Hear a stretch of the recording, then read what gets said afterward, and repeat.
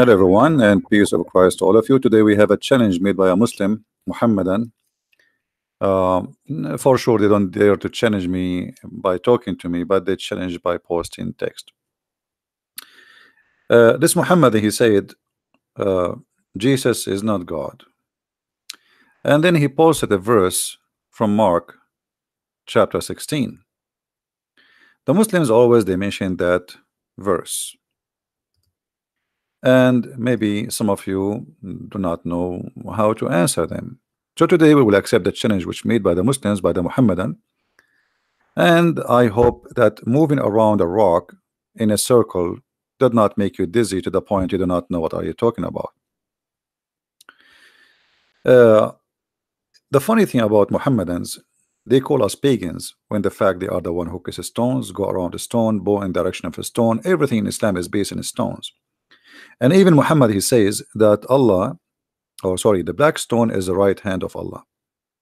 And even he said clearly that whoever touched the stone, the black stone, and the Yemeni corner, which in the other side of the Kaaba, it erases his sin. So stones erase sin in Islam. It's a very clear pagan cult, but yet they call us pagans. Now let us see what the challenge this Abdul he made. If we go to the book of Mark, chapter 16, verse number 17 and 18, it says the following, and this is exactly what he posted. He did not post chapter 16 verse 18 only, he posted 17 and 18, so we are showing you both together.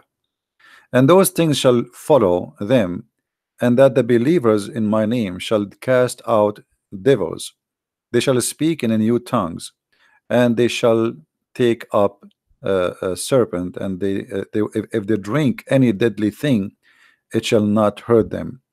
They shall lay hands on the sick, and they shall recover. So the Muslim, he says, what I understand from his challenge, okay, I want you to drink something poison, you know, and let us see if it's going to hurt you or not, because the verse is saying that.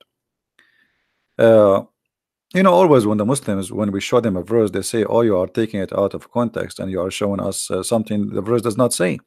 But you know, always when we explain the Quran, we show the Islamic interpretation for anything. It's not just we show either Ibn Kathir, Al-Qurtubi, Al-Tabari, etc. The Muslims, they don't do the same. The Muslims, they take a verse and they throw it in your face and they say, look what it says.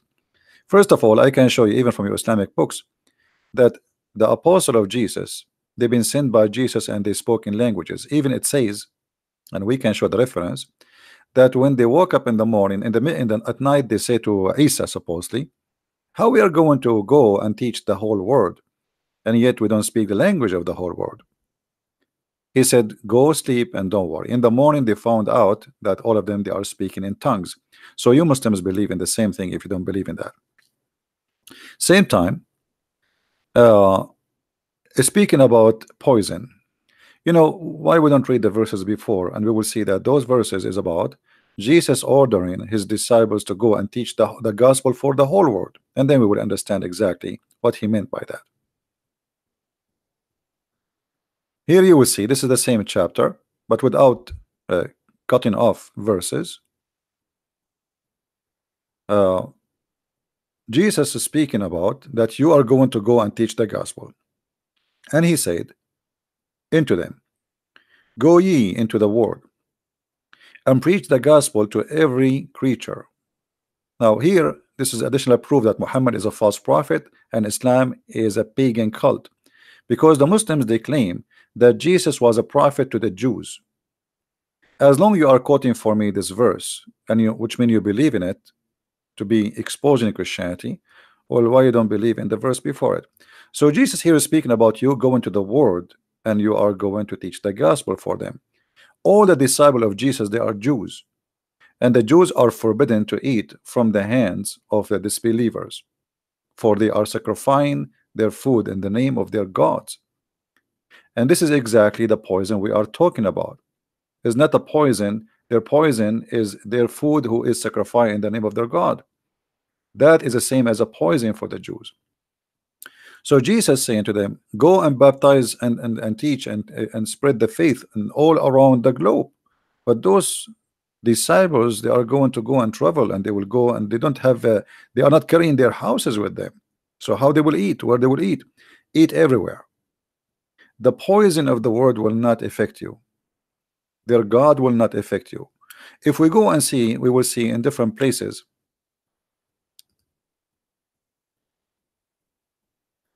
First of all, the Bible says it clearly.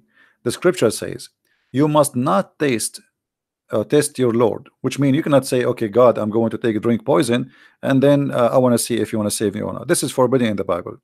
But this is not really what the Bible is speaking about. It's not about you go and drink poison and then you will not die, because the Bible makes it clear that you will die. Isn't it the Bible says that people will kill you, and they think by killing you they think they are doing a favor to God? If we go here, you will see it says Luke 10 verse number 7 and 8. It says in the same house in the same house remain eating, drinking, such a thing as they given or they give, for the laborer is worthy of his hire. Go and go to house, and then and into whatever city you enter, and they receive you, eat such a thing as they set before you. So he gave them permission to eat, but this is not what the Jews they do. The Jews are not allowed to eat from the hands and from the cooking of those who they are pagan, not believers, who sacrifice in the name of their gods. So the poison they will face in their way, that they will face a lot of different religions, people who believe in different gods, and those people, they are forbidden to eat from their hands.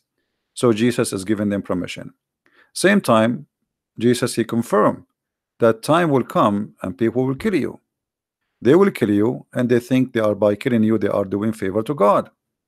Is that true or not? Absolutely. Let us go there and see what we will read. But before we go there, if we go to 1 Corinthians, you will see in chapter 8 verse number 4 and 13, it says, so then about eating food sacrificed to the idols, we know that an idol is nothing at all, which means not exist in the world, that there is no God but one. See, the Muslims, you took the shahada from us. For even if there are so-called gods, whether in heavens or in earth, as indeed there are many gods and many lords. What does that mean? The Satan, the devil, there's many gods. Yet for us there is only one God, the Father, from whom all things came, for whom etc. to live. And then he says, but one Lord Jesus Christ. So the Bible confirms that we believe in one God. We don't have two, we don't have three. Now, but not everyone possess this knowledge. Some people still extremated in the idols, and they eat sacrificed food. They think of it as having been sacrificed to God, and since there's their understanding is weak about what's happening, but food does not bring us near to God, neither make us far away from God. Food does not bring us to God or make us far away from God. All things are forbidden for us to do regarding food is for our health benefit, not really for different reasons. Same time, not to associate with the pagans, because simply you eat your food, you marry from them, you live with them, you believe in their God. And then this is what we spoke about just a few days ago, that you cannot marry from a pagan person or somebody is an unbeliever. So here, be careful, however, that exercise your right does not become a stumbling block to the weak. For if someone with weak consciousness see you with all your knowledge eating in an idol temple, when that person is at, so here, if you read the verses, you will see that explain to them that we are eating the food from pagans or not eating from pagans. That will not make us close or far from God, even though we should not associate with them. But now they are preparing for a mission. The Messiah is going to send them to the world, and they have no choice but to eat. So their poison is that they pray over the food in the name of the false god, because the Messiah said clearly that time will come and people, by killing you, they think they are doing favor to God. If we go to different verse, we will find the following in John.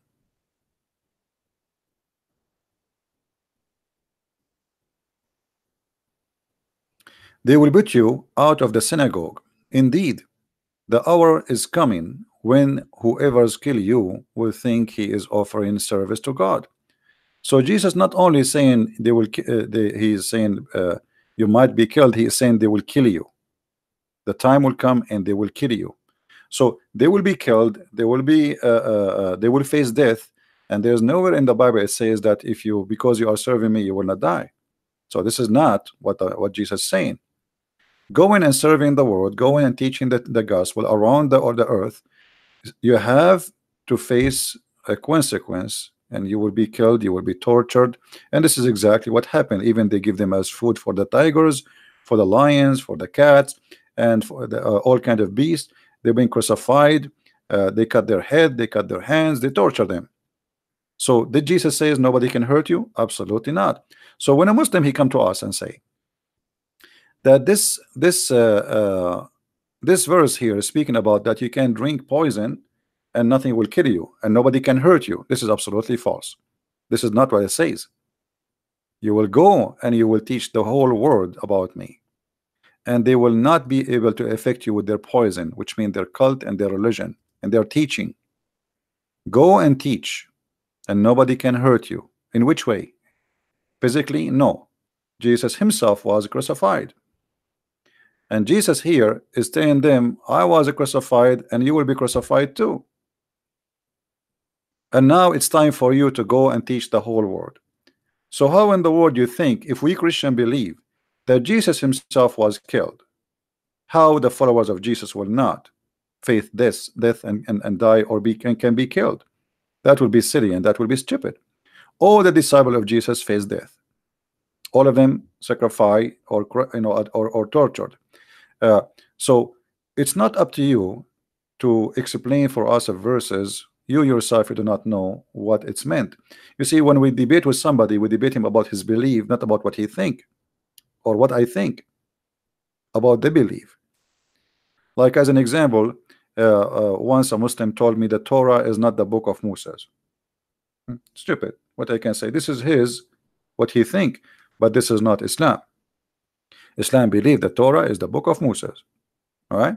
So if you have his own thinking, this is a different story. I have nothing to do with me, or I have nothing to do with Islam too.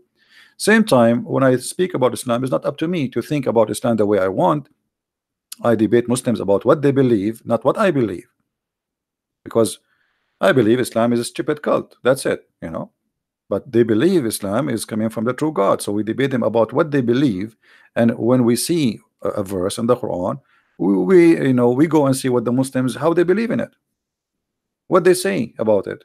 Let us see what they believe. So do we Christians believe that if a snake did bite me, I will not die by poison? Absolutely false.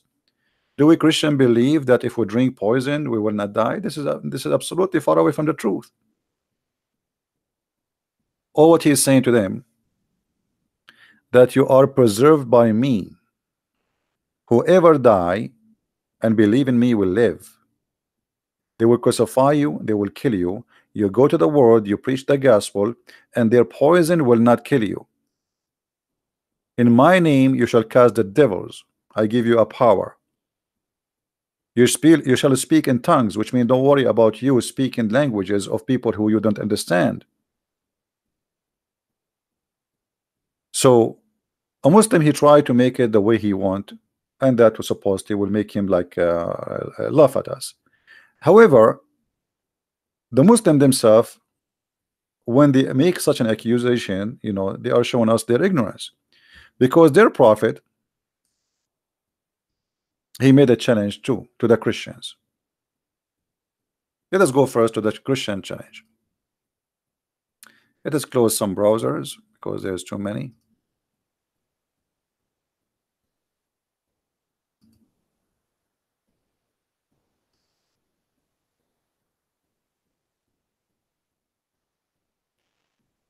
All right. Now we go to the Quran. If we go in the Quran, we will find the following. You see, Jesus, he promised them that nobody can hurt you in a mean that you are going to survive in my name. Not hurting you, not to kill you, but you will be in my, you will be always living with me. In the Quran, chapter 4, verse number 47, it says, Allah, he said to the Christians, and this is speaking to us supposedly, and the Jews, if you don't believe in Allah, and he's speaking now, not tomorrow, not next century, not before the judgment day, he will do to you the same as he did to the cursed Jews who've been turned into apes and monkeys in the Sabbath. What he will do, he will erase our faces, he will erase our eyebrows, he will make our nose go inside our face. We will have no eyes no more, even no ears, and even our mouth will be stitched. And this was a threat by Allah. If you don't believe in me, I will do this to you.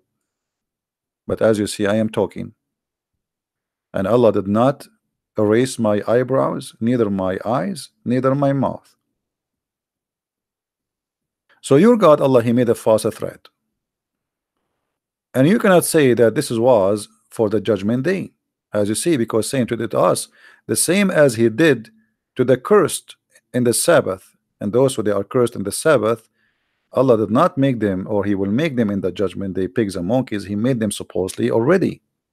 So your God, Allah, is the one who make a challenge, and the challenge is a failure. Different challenge. Muhammad, he said in the Quran, on the Hadith, sorry, that the one who eats 7 ajwa, he will be protected from poison and from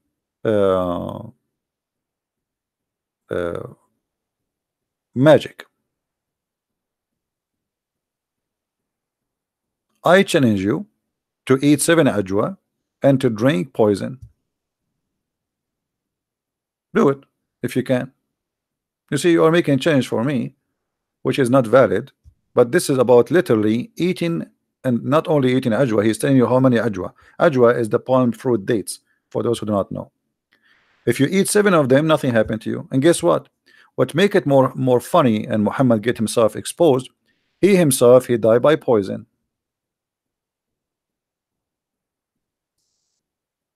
So how he say that if you eat 7 ajwa, no poison can affect you, and he himself, he died by poison?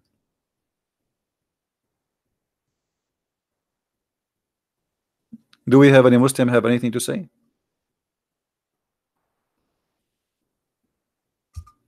You see, we accept the challenge you are talking about. Okay, Jesus said poison will not hurt you, right? And the way you understand it is, okay, if you eat poison, nothing will hurt you. But this is not what he meant. Did you ask yourself why Jesus, he was mentioning this before they go to the whole world? You know, and he told them already, you will be killed. He told them they will kill you. You know, he told them, this is that in the past, he told them, you will be killed in my name. Time will come and people will think by killing you they are doing favor to God. So they knew they will be killed. So there is no way he's telling them that if you drink poison you will not die. That's not what it meant. The poison is the food of those who pray in a food in the name of a false god. That is the poison. So they will not affect you with their false religions. You will be strong. You will survive all kind of temptations you will go through. Here we are talking about literally eating 7 ajwa. 7 ajwa, if you eat it, no poison can affect you and no magic. And guess what? Muhammad was killed by poison and he was affected by magic. So Muhammad here in this hadith, he have a double proof for us that he's a false prophet. He did not survive the magic, he did not survive the poison. Let us see what happened to Muhammad. Did Muhammad survive the poison? I mean the black magic? No. Let us see. The prophet, once he was bewitched, so that he began to imagine that he had done a thing which in fact he had not done. Do you see it, Muslims?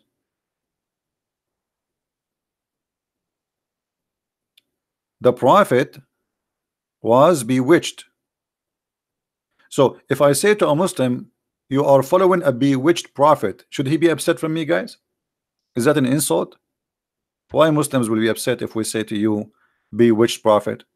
Well, you Christian, you should from now on, you say to them, so oh, you are following the bewitched prophet. Can a Muslim says this is a lie? Can a Muslim he says this is a you are just insulting? This is what happened. And the one is saying that is his wife, narrated Aisha. Once the prophet was bewitched, and look what happened when Muhammad get bewitched. He began to imagine that he had done a thing. In fact, he did not.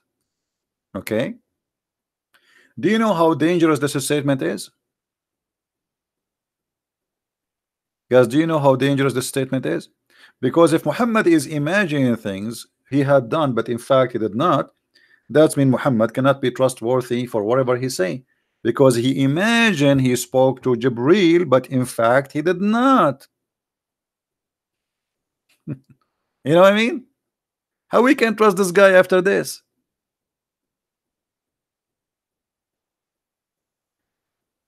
If we put in the profile, let us say we have a guy who going to witness in the court, and he have a file, let us say medical file, because this is a medical situation now. You see, when the Muslim they say the prophet was bewitched, they are just trying to say to us the prophet was crazy. For the Arab, anyone who do things which is crazy, they call him bewitched. They believe that somebody cast a spell on him. And this is a very traditional for all ancient people in the old days. When something you cannot explain why it's happening, so what you say, somebody casts a spell on him. This is a spell, a magic. But I believe strongly that Muhammad have a mental issue. This is have nothing to do by bewitched. And then Muhammad he claimed that somebody took some hair from him and he controlled him from far distance. I mean, if this is the case, okay, go get some hair from Trump and control him. Who is a Muslim when I got some hair from a Trump and control him from far away? Or get some hair from Putin? You know, those are the major two powerful men in this earth. Get their hair, put a black magic on them, and you can do the voodoo. You know, you can make Trump and Putin go in war. All what we need is some hair. And now I know why brother Sam Shamoun he have no hair, so nobody can control him. That's a smart idea, you know. So your prophet was bewitched. Your prophet was killed by poison. Yet he says if you eat 7 ajwa, no poison can affect you and no magic can affect you. So what we will do, Muslims, now? How we can trust Muhammad? And here I don't want to forget to mention this. When Muhammad he said that I was killed by poison, you see here confirming how he died. Muhammad he said that in the element which he died. This is not about him being sick. You see, it says here the prophet in his element in which he died. And the Muslim they say that whatever the prophet he saying is it true. Is that correct, guys? Can a Muslim says to us that Muhammad here is lying? Who is a Muslim when I say Muhammad is a liar? Who is a Muslim when I say to us here Muhammad is lying, he did not die by poison? I want to see a Muslim saying that.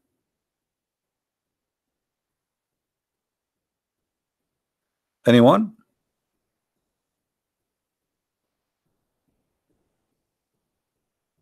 Either Muhammad is a truthful, and the Quran says وَمَا هُوَ إِلَّا وَحْيٌ يُوحَى, which means everything the prophet he says is coming from Allah. He don't lie. Okay, Muhammad saying I am dying because of the poison, and now, not only now, he says he used to say, you see the word it says you used, which means Muhammad keep repeating this not only once or twice. For him, he knew he is confirming. He used to say, I feel I feel the pain, which means this is a pain he felt since he had the food in Khaybar, which is a poison was given to him by a Jewish woman, which Muhammad he killed her tribe and her family. The food I ate at Khaybar, and at this time there is something different happening. I feel as if my aorta is being cut off from that poison. Okay, but the Quran says that if Muhammad is a liar, Allah is going to cut his artery.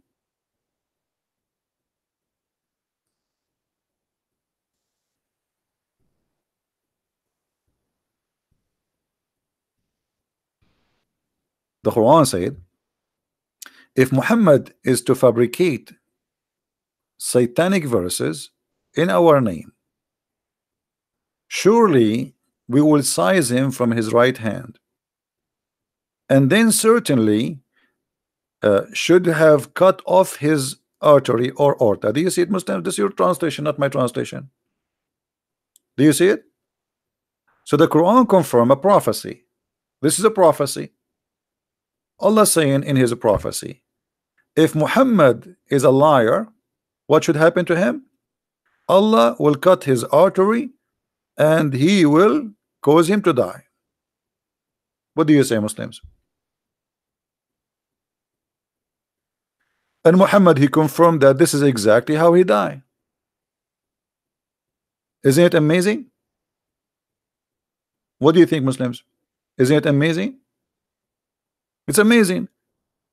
Like you say, okay, if Muhammad is lying, I am going to do this to him, and then this is exactly what happened to Muhammad. So what do you want more proof? And this is from where? From the Quran. This is not from the book of the Christian. This is not from the book of the Jews. This is not from the If Hadith or potato tomato. This is from your Quran, and both are authentic for you. So what we will do? What do you say?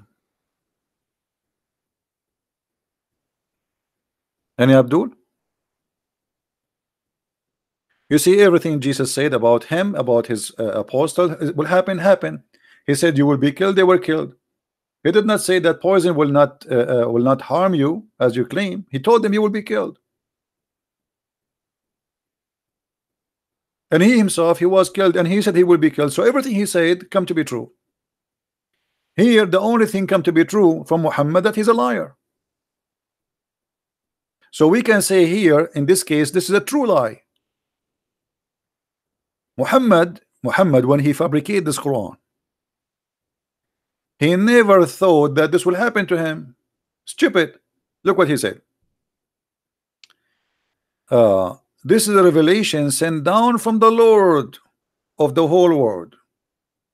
And if he, Muhammad, had forged a false saying concerning us, Allah say, call himself us, because he's speaking in front of the mirror, we surely should have seized him by his right hand, and we certainly should cut his artery. Do you see it?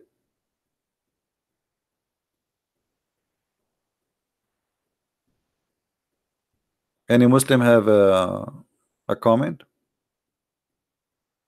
Who is a Muslim here in the chat? I see the guy there, his name is Nat. Hey Nat, are you a Muslim, Abdul? Nat Tuner, are you a Muslim? Because I see you are saying to challenge me, not challenge me. Why you don't call me? If you want to call me, feel free. Do you like to call me Nat? Or you are challenging yourself in the text?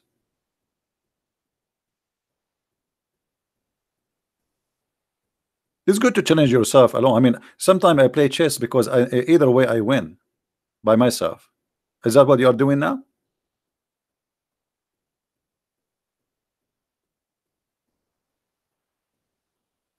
Huh?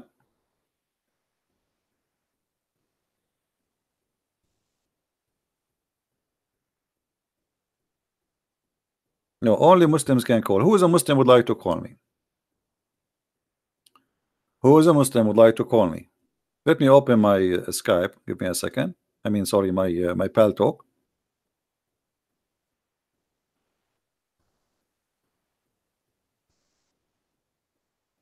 And if there is any Muslim would like to call, feel free. We will be happy to have you.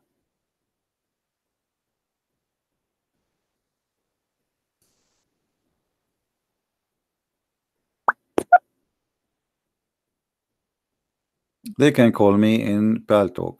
It's a program, it's for free. It's the same as Skype, but it's better.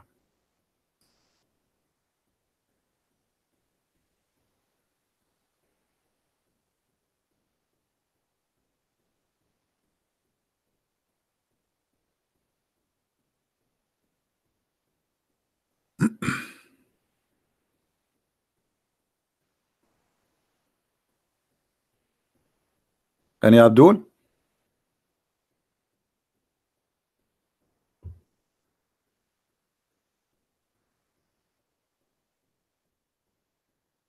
Who is Abdul?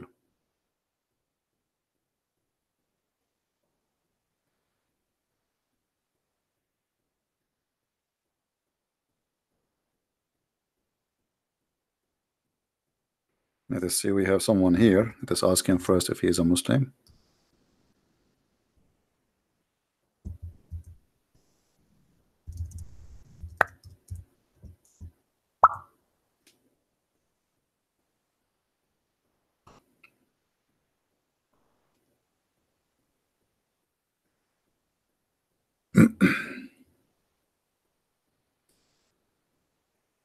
Anyone? Isn't it amazing that Muhammad, he predict that he is a liar and he will die in a certain way, and he die exactly as he predict, as a liar?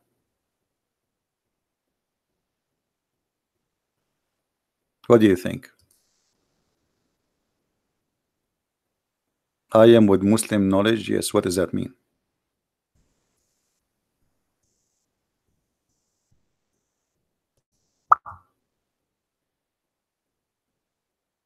I mean, I asked the guy, are you a Muslim? I say, I am with the Muslim knowledge. I mean, have you ever heard of a silly answer? I am with Muslim knowledge. What does that mean? You're an ex-Muslim. Oh, okay. So debate you about what? I mean, what an idiot.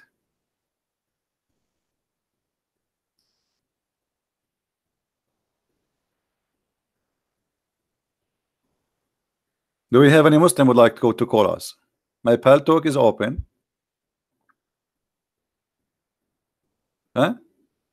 Who is a Muslim? He have a knowledge. He can challenge us. Anyone?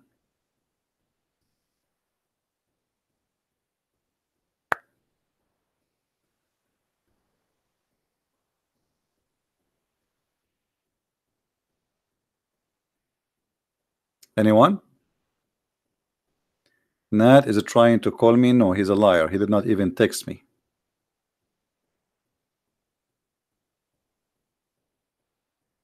Who is a brave Muslim? He is willing to call us. And you know what? We can have an open challenge. I mean, you give me anything you want about Muhammad to prove to us that Muhammad is a prophet. Forget about our topic. No problem. Forget about Muhammad, his artery cut off, for he is a liar, as the Quran said.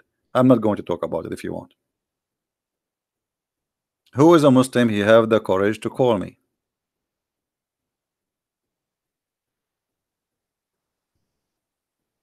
By the way, if you call me and defend Islam, I assure you that if Allah is a true God, he will give you extra promotion and he will give you extra credit. You know, you might get like extra 10 or 20 versions, depend how good you do. Don't you want to get some more versions and some more boys? Allah, he promised the Muhammadan, Allah will extend the size of their penis. Don't you want to have extra 6 meters?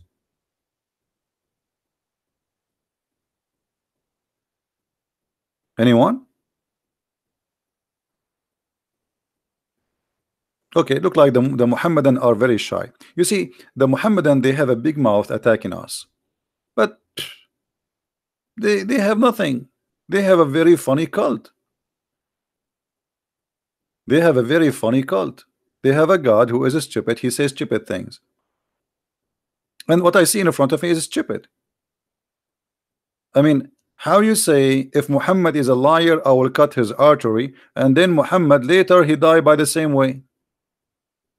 I mean, don't Allah know the future? Somebody give a call to Allah, say, Allah, hey, take the verse, take it off.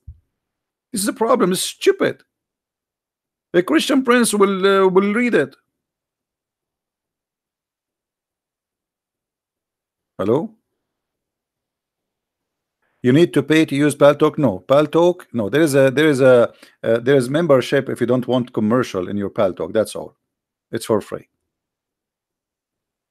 There's paid membership and unpaid. The difference between them, you don't receive a commercial.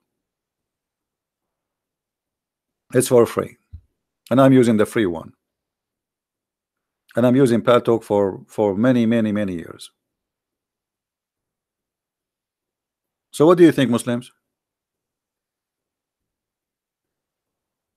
Anyone?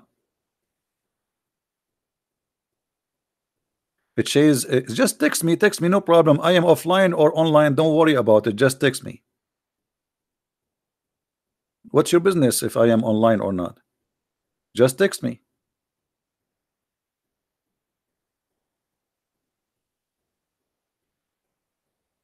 And no, I am online, not offline. Here we go. I will show everybody. See, it says I am online. So why you are lying, guys? Does it say online? Look, even the LED light green next to my name, and it's flashing like we. So stop lying.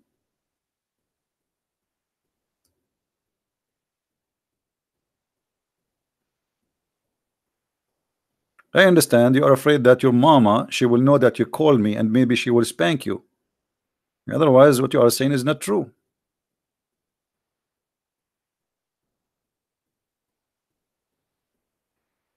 So who is a Muslim wanna call me? How Muhammad he predict? How Muhammad he says if you eat 7 ajwa, no poison can kill you, and no magic can affect you. And then Muhammad himself, he was under the influence or the effect of magic, and he died by poison. Any Abdul want to explain to us?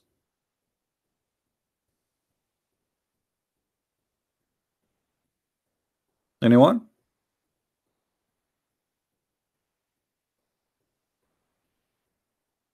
Nobody? Nobody. What we can do? Anyway, as long we are there's no Muslims, we will change the topic. We will take about something make you feel better. Okay? The knowledge of the Prophet. The knowledge. My uncle asked Allah Apostle about a person who imagined that he had past wind fart during the prayer. Allah Apostle replied, he should not leave his prayer unless he hear the sound and he smells something. I mean, look at this, man. I mean, look at this religion. This is deep. This is deep. I don't know where are you from. Maybe you are a Hindu, maybe you are a Buddha, maybe you are an atheist, maybe you are a Christian. I'm not sure, but this is deep.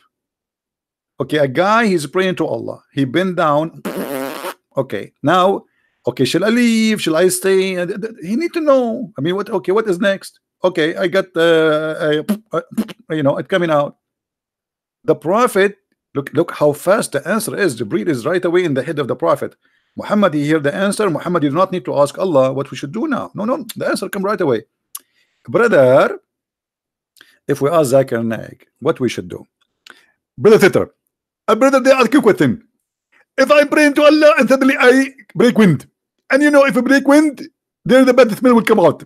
Brother, did somebody ask the Prophet the same question? And he said to him, if you do fart, brother, you should stay in the prayer in your place, don't move until you hear something and then you smell something. So if you hear only, brother, and you don't smell something, then you move, and vice versa. Which means if you smell something but you don't hear something, stay, brother. That's deep. That's deep. I mean, this is wisdom.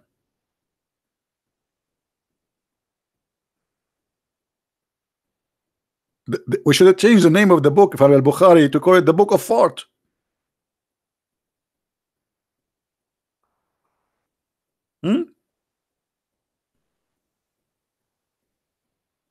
This is the Book of Fart. So what we learn now, we learn how to fart while we are praying to Allah. There's two kind of fart. There's fart which Allah he will not accept your prayer, and there's a fart which Allah he accept your prayer with it. I mean, the guy he fart anyway, he hear it or not, who care? Why there's a difference between a fart he hear it and a fart he don't hear? He felt it. No, you have to hear it, brother, and you have to smell it, brother. So what the difference between a fart we hear and a fart we don't hear? Is the first one is a holy fart and the second one is not?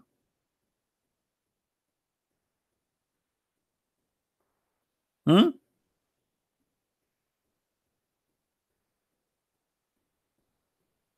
Are you?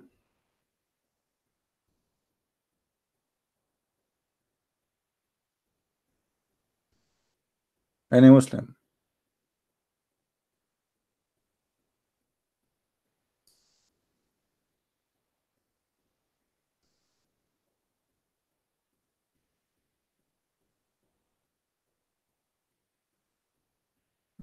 Shall we change the topic? I mean, I don't know what to do now. Look, the Muslims, they made a challenge for us about drinking poison, and here we go. They are losing ground in everything, even in farting.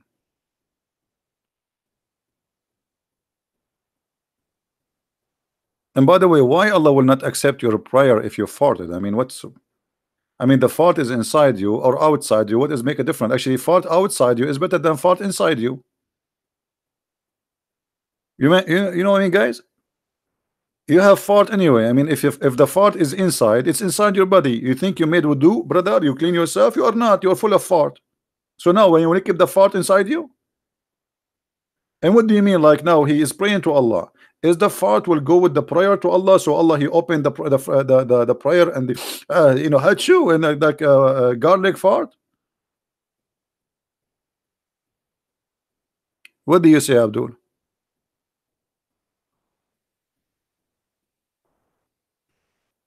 What the difference between your fart is inside and that your fart is outside? And why? By the way, Muhammad he said many things which is amazing. As an example, the angels of Allah they hate garlic.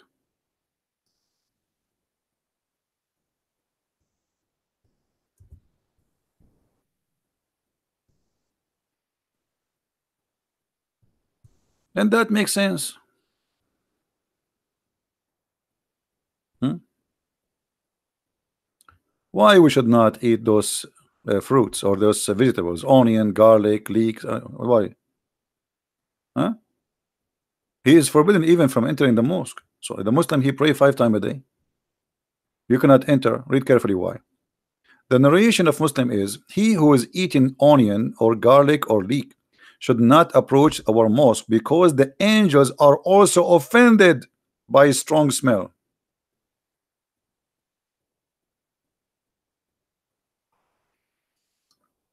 Guys, do you know what I do when I want to commit sin? Just to be honest with you, I eat garlic. I commit sin. The angels are not there because they cannot stay around with the garlic. Look like the angels of Allah, they are Dracula.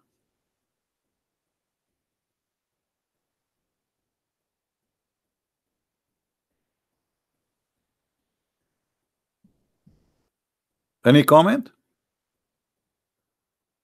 Why the angels of Allah they don't like garlic? What the problem, Muslims?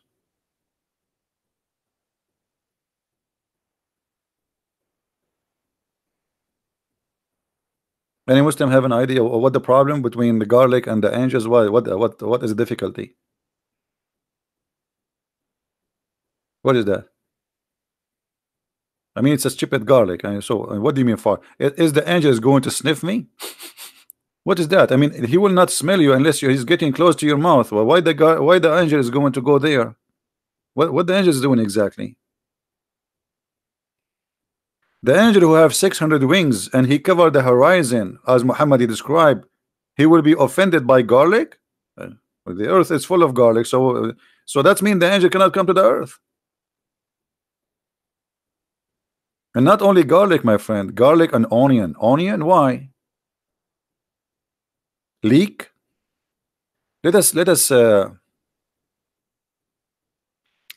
Let us search for the leek plant.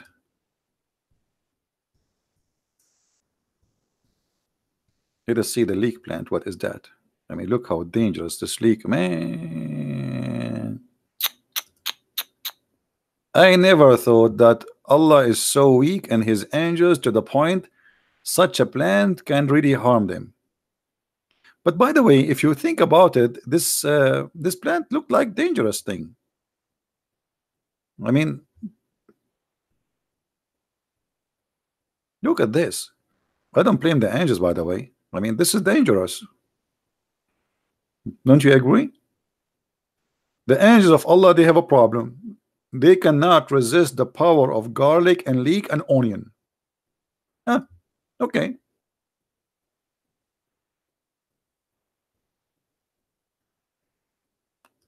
There is a wisdom behind this. But maybe Allah, he designed the angels and they have like a weakness when it's come to those you know, by the way, garlic, you do not know what are you missing. Garlic tastes good, onion tastes good, and leek tastes so good. You angels, you have no idea. What are you missing?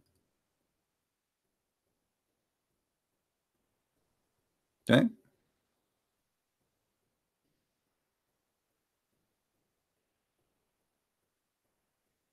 Somebody from Indonesia asking me to speak about the Kaaba is the first house of worship. Okay, well, no problem about that. We can prove it easy to be false.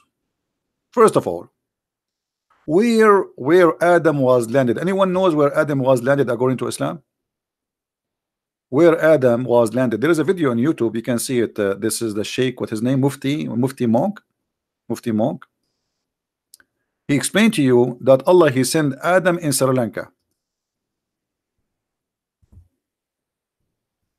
Let us see.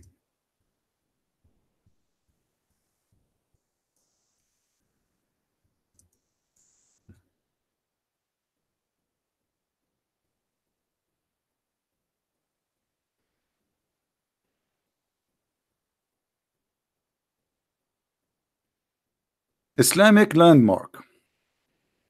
Islamic landmark website. The Muslim believe that this is the footstep of Adam. And by the way, the footstep of Adam, I mean, this is weird. I mean, there's only one footstep. Look like Adam at that time was like a kangaroo. Why only there's one footstep? What happened to the rest? Any Muslim have an idea? And now they are fighting with the Buddhas about who this temple belonged to who. The Muslim, they claim that this is belonged to Adam, and the Buddha, they say no, that supposedly it's something have to do with the religion too. So look at this. This footprint is 5.7 by 2.6, is believed to be the footprint of Prophet Adam. Upon peace upon him. Or this is different now. Upon him peace. Upon him be peace. This is different English. Who was said to be 60 cubit tall. Okay, I'm gonna go with you, Muslims. Adam is 60 cubit tall. He is doing what in the top of this hill? I mean, he cannot even stand. He will fail. The wind will push him. This is small, tiny, little hill. Adam was there stepping here. Why? Is that the elevator supposedly? So Adam, he sent down by Allah by the parachute, and then he landed here. What happened?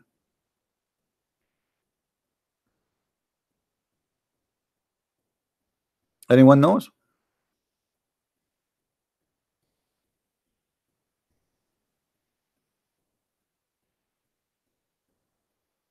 Why you did not accept my I think this is the kid Gigi. let us laugh together. Hold on. Just to laugh.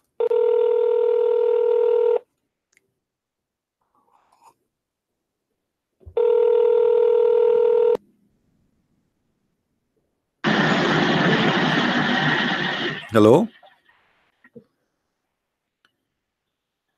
Hello? Potato coward. He is calling me coward and then he hang up. Next. Who is next? Anyone? So look at this story here. Anyway, to make it simple. So Allah He sent down Adam in Sri Lanka. Question, Muslims. Why Allah He sent down Adam in Sri Lanka and the Kaaba is in Mecca? Brother. Brother. There is some mystery here, brother. Either Allah was not using GPS, or there was a windstorm, brother, and pushed the parachute of a Prophet Adam in the wrong location. And then Allah He ordered Adam to go to Mecca. Let us look at the map. Hold on.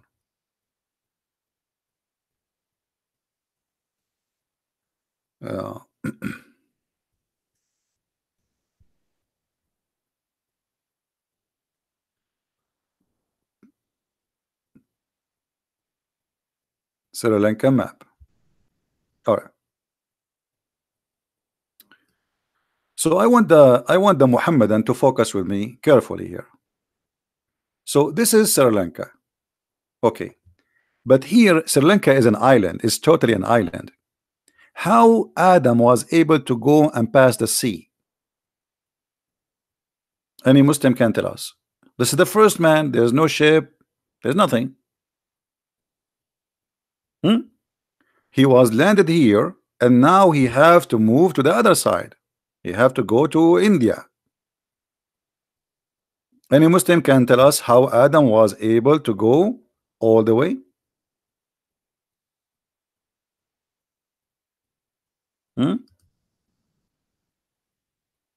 Let us see. We have a Muslim, Abdul, supposed he is texting me. I hope he's not a kid, but anyway, if he's a kid, we will laugh anyway. Oh, he's busy. Oh, he says he is using older version of Paltalk that does not support. Okay, he have to update his Paltalk. Let's try again. No, it's not working. Any Muslim can tell us how this happened?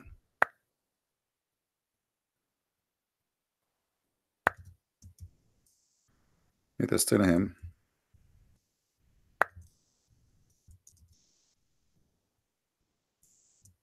That you need to update. Oh, I was typing in Arabic, you believe it?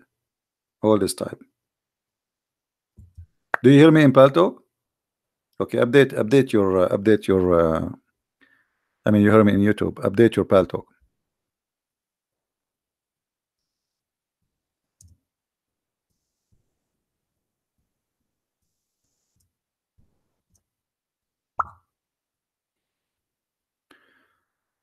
So look at this. The story of the Muhammadan not only silly and stupid about the Kaaba as the first house, because now Adam he have to go all the way. Do you know how far Sri Lanka is? How Adam was able to go to Mecca?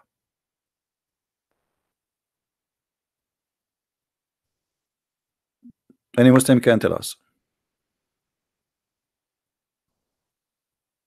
Who is the Muslim can tell us how Adam was able to go to Mecca? In order for Adam to go to Mecca, he have to travel all this distance. He have to cross the sea, and at that time there's no ships. This is the first man supposed in earth. And then he have to cross all of India. There was no Pakistan. This is a new state. And then he have to go to Persia. And then he have to go to Babylon land. And then he have to go to Saudi Arabia. And he go to like this and like this and like this. How many years will take the trip?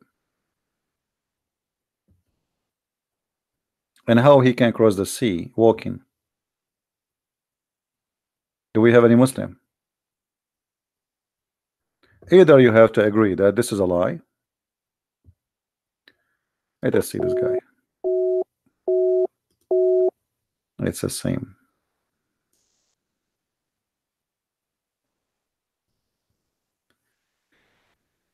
Do you understand me, Abdul? I told you, you need to update. You need to update.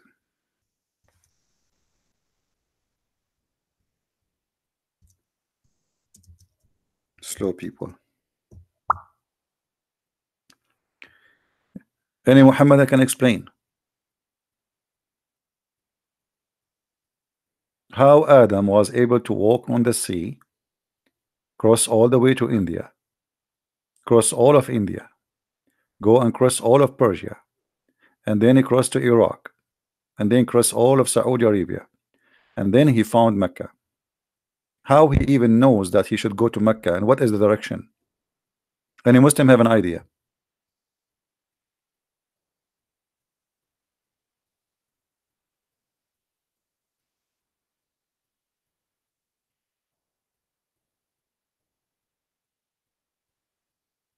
Anyone?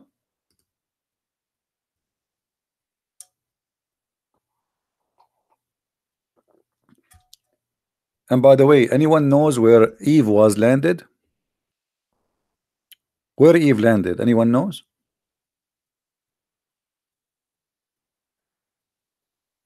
Some Muslim they say that she landed in Yemen.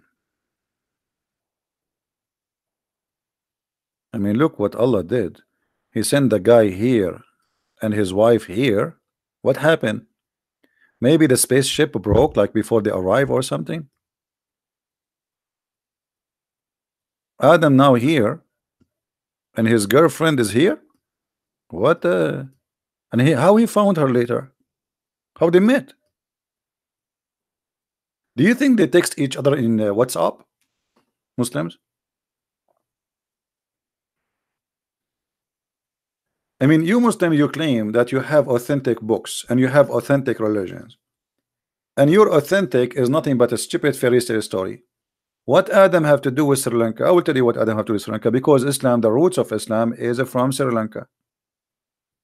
This is the truth. The root of Islam is coming from Sri Lanka. It is a Buddha religion transformed through India all the way to Saudi Arabia. If you look carefully in the map, let us do this.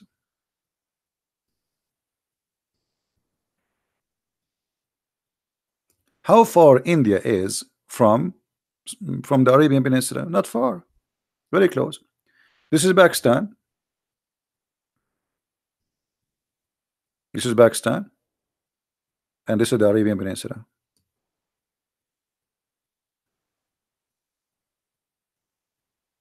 Which means if you go from here, this is less than 16, like total width of 60 mile, and the Hormuz is about 16 mile total. That's it. Very close.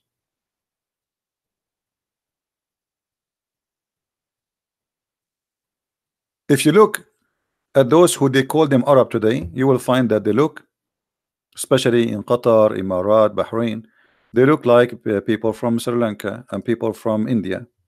Let me show you, or Pakistan specifically.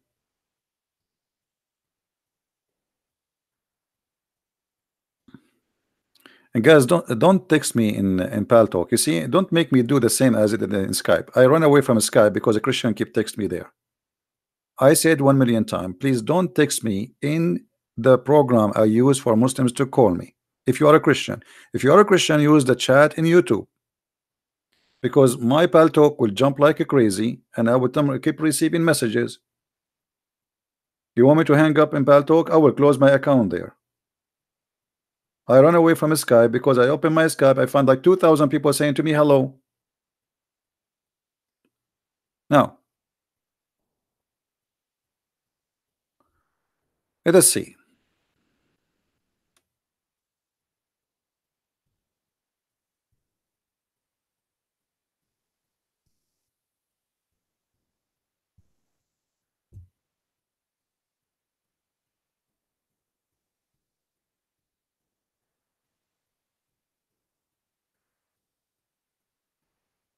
If you look at those faces, don't you think you are seeing someone who is from Pakistan?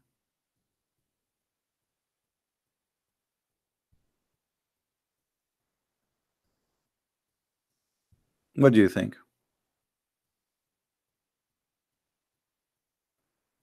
Is that really an Arab, as they call them Arab, or this is a Pakistani boy? He's a Pakistani boy. This is his father. Their hair, their mustache, their everything. They are Pakistani. There's nothing is called Arab.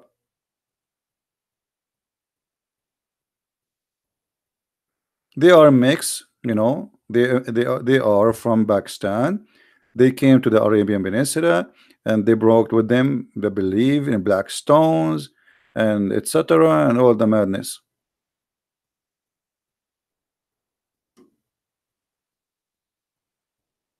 Hmm? Any Abdul have something to say?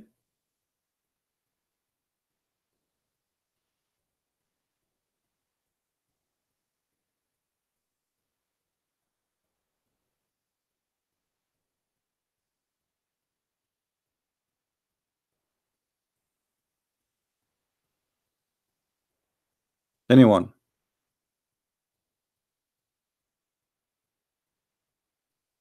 Anyway, we go back to the Quran where it says that the house of Allah, the first house of Allah, is the Kaaba. The Quran doesn't say that. The Quran says something different. Look what the Quran said. The first house which Allah He built is the house which is in Mecca. Where is Mecca? Where is Mecca? The Muslim they say that this is now Mecca. No, it doesn't say Mecca. It says Mecca. Read with me. Okay, did it say Mecca?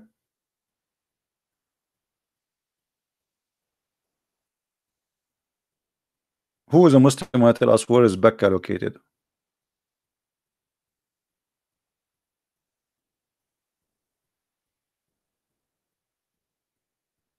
Any Muslim have an idea?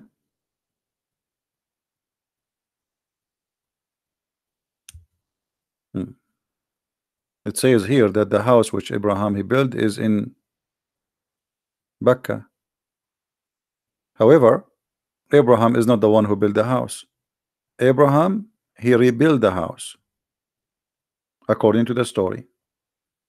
But where is Adam building the house? What is the story of Adam building the house? What is the stories of the angels building the house? Because the Muslim believe that the first one who built the house it was Allah Himself by sending 40,000 angels. 40,000 angels to build a small room like this. I mean, what are those angels? They were sleeping all day or what? Any Muslim?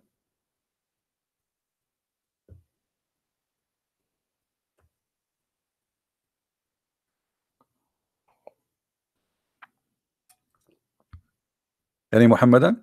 So all these fairy tale stories about Adam, Abraham, he went to Mecca, and then you make it Mecca. You are even confused about the name of the city. Is it Mecca or Mecca? Hmm?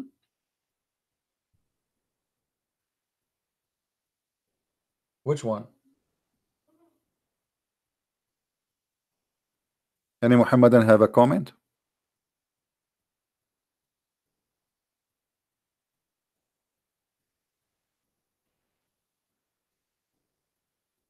What is the proof that this is about Mecca? Where we can find the reference that Mecca is Mecca? Anyone?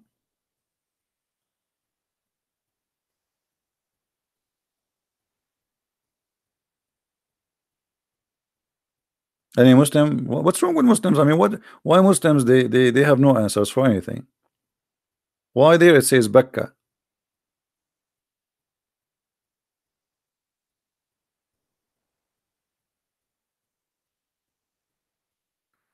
Do Christian Prince talk about Jewish Kabbalah or Talmud? Why I want to talk about it? Give me a reason to talk about it. We don't believe in Talmud anyway. The Talmud is a stupid book, the same as the Hadith and of Muhammad. And the Jews are going to convert to Christianity sooner or later. What is left of them is very few. Any Abdul? Edward, if you keep posting this, I will block you from the chat. Just to let you know. Do we have any Muslim? He have something to say.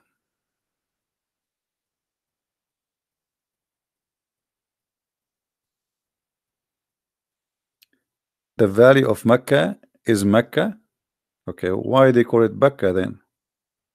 Actually, neither Mecca was exist in that location. Let me show you what Mecca is. Give me a second.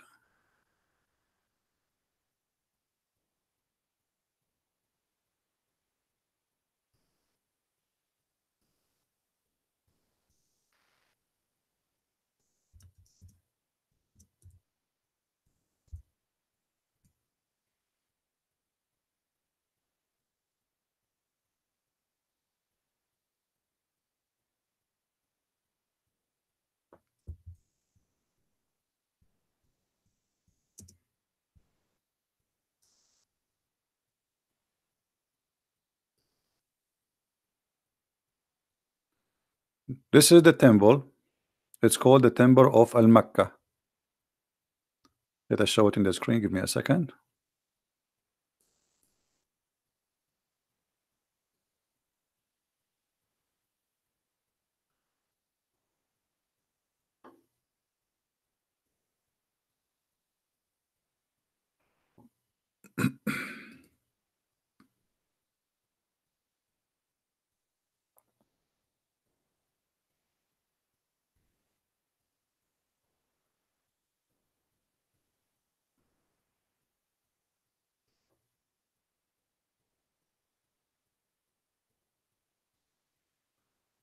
All right.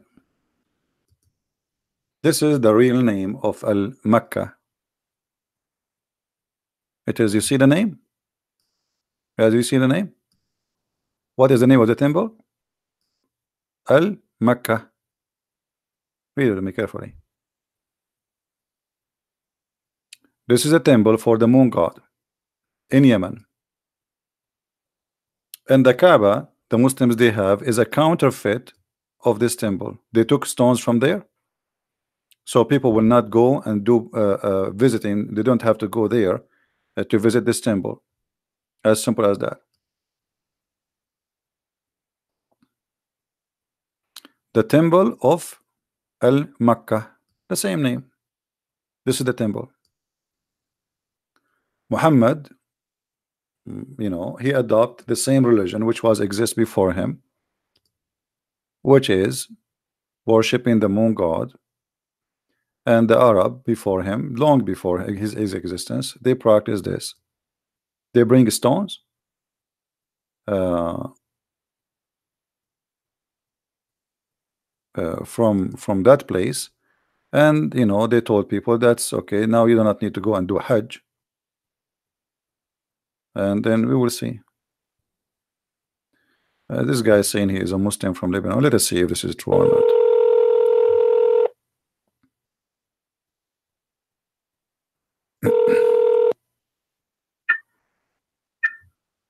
Hello, CP. Here we go. The whore of the Babylon.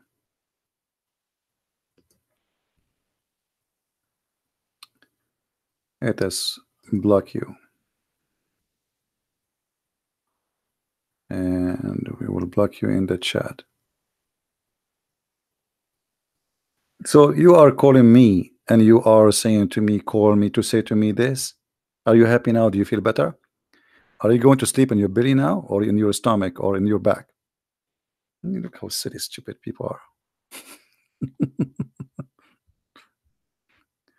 Anyway, this is why, you know, always, you know, when I say to women or men, be careful when you get married. Imagine you marry such a potato like this. Imagine you get a donkey like this to be your husband. You will be so proud to have him as a husband. I mean, there's no way. I mean, you would be so proud about him. All right. Any Muslim have the courage and the knowledge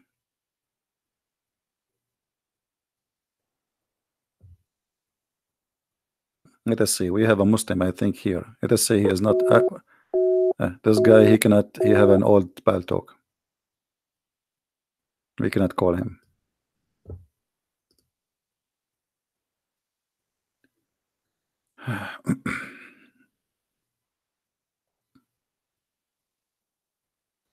Somebody says to me, a Muslim, he said to me that Jesus was a Muslim because he fast 40 days. Well, ask him, the idiot, if Jesus fast 40 days, so why you fast 30?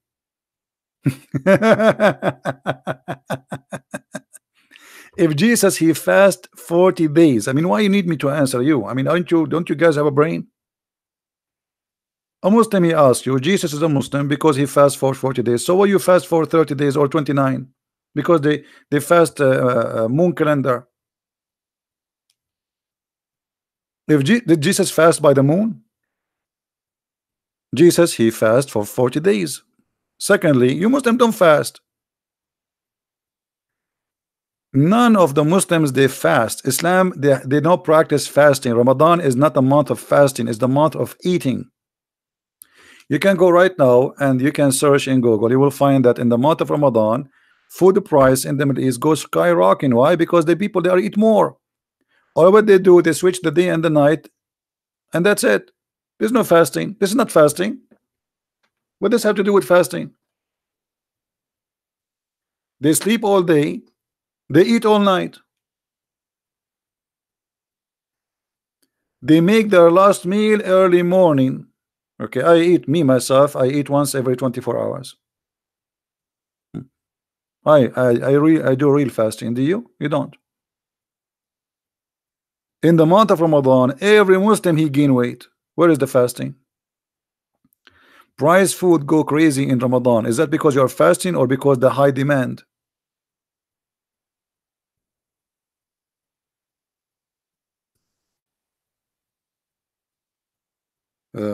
Ramadan is coming right now, actually soon.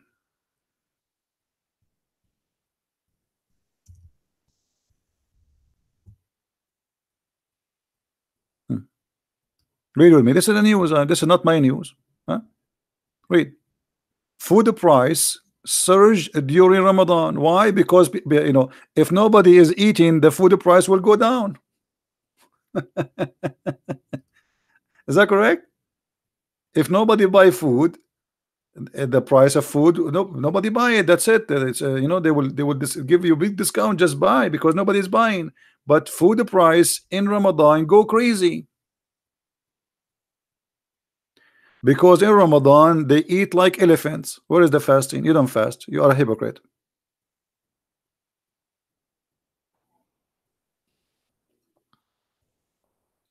Muslims they never have a fast. And by the way, why Muhammad was used to fast Ashura and then he replaced by Ramadan? Any Muslim can tell me?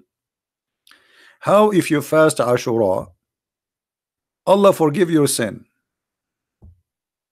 and suddenly Ashura became not important? What happened? Even if you fast the day of Ashura, just one day, Allah forgive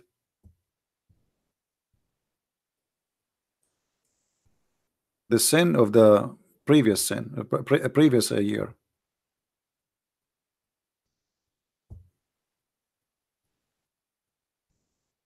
Have you ever heard of such a deal? Huh? I heard Ibn Abbas when he asked about the fast of Ashura. Say, I do not know the Prophet fasted any day because of etc. except by the mean of the month of Ramadan and the day of Ashura. Okay, what happened to Ashura, Muslims? Anyone told me? Anyone can tell me? The Prophet he observed the fasting of Ashura. What is Ashura? Who is a Muslim can tell me why your Prophet he fast Ashura? Anyone knows why?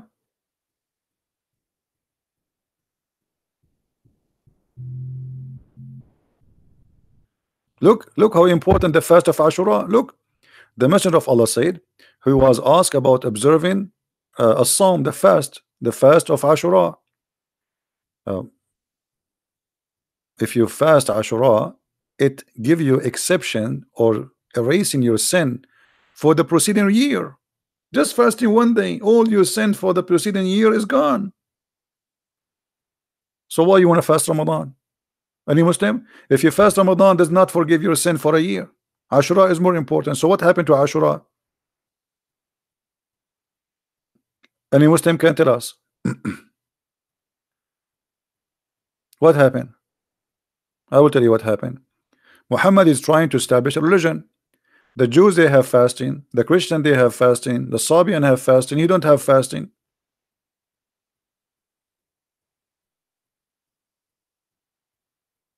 So he chose a day which was a practice before him. According to Aisha, the pagan Arab, they used to fast Ashura. Now I want to ask the Muslims, what is Ashura? Anyone?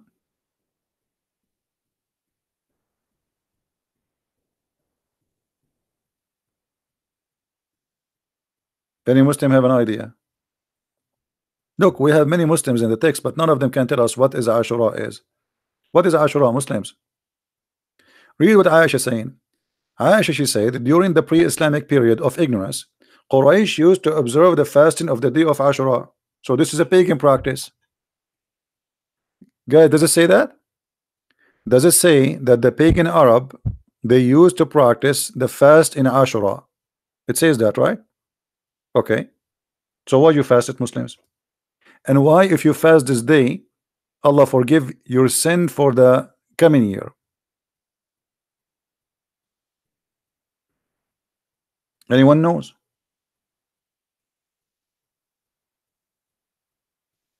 This is a fasting for the pagan.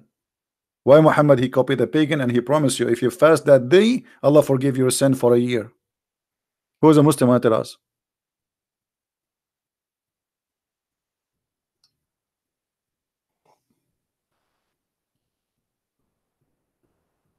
Anyone? Didn't know. Islam is the most silly cult. I assure you, every Muslim now down in the chat is searching Google, Prophet Google. What is Ashura? Who is a Muslim? Tell us what is Ashura. Look at them. How many Muslim in the chat? Not even one of them can tell us what is Ashura. What is this Ashura day? What does that mean? Hello? You tell me if I open my Skype. Okay. Well, my Paltalk is open. You can text me. You can call me in Paltalk. It's the same.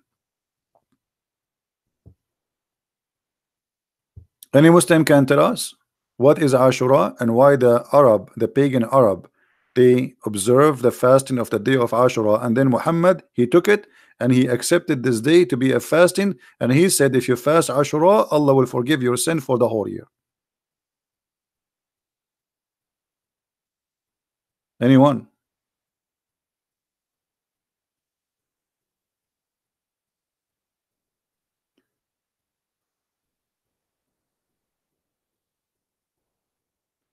Ashura is a Hindi god. I don't know. You have to prove it. I don't take things as a statement. Do you have a proof? Do you have a proof that Ashura was a Hindi god? If you can give us the proof, we are welcome. Who is a Muslim can tell us?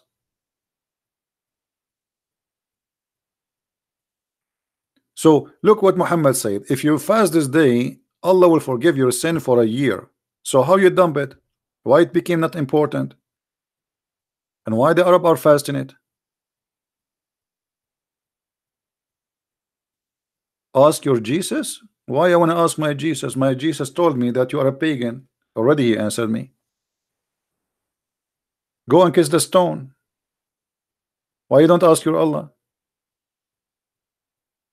Jesus told me that Muhammad is a false prophet. Jesus said to me clearly that whoever deny me, I deny him. He told me that the one who denied the Father and the Son is an Antichrist. So we know, we have the answer. I'm asking you, why you fast Ashura? Why your prophet fast Ashura and he observe it? And this is the pagan practice, and he promised you if you do fast it, Allah will forgive your sin for a year. And then he threw Ashura away and he replaced it with Ramadan.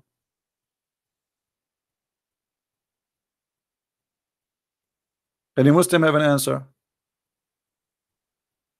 Look at them. They don't know.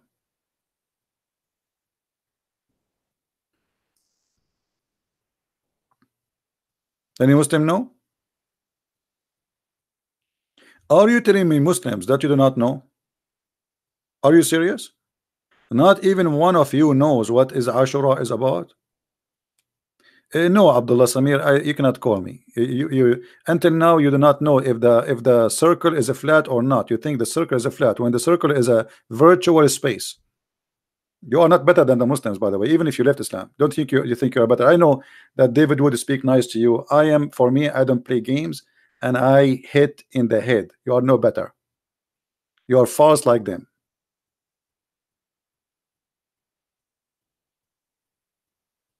We say to you that the earth is says the globe of the earth or the circle of the earth. He says the circle is a flat. And he think he's smarter than the Muslims supposed, and he left Islam. You are the same. The circle is a flat. Why? Is it an object? How the circle can be flat? It's a virtual thing. It's a shape. It's a drawing.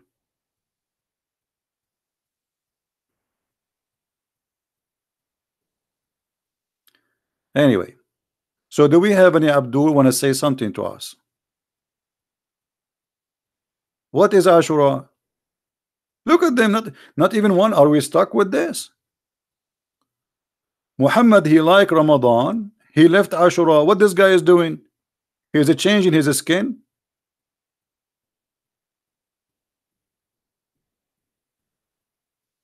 No, Samir, I am not like you. In the back you say something about me, and in front of me you are so nice and so gentle.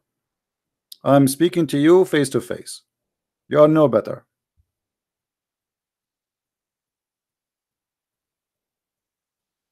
Quraysh used to fast the day of Ashura in the pre-Islamic period, and Allah Apostle too used to fast on that day.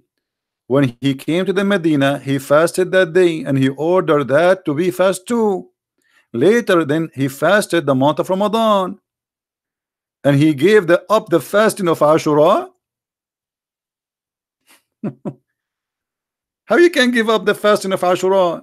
Was Muhammad fasting Ashura by the order of Allah or by the order of his own self?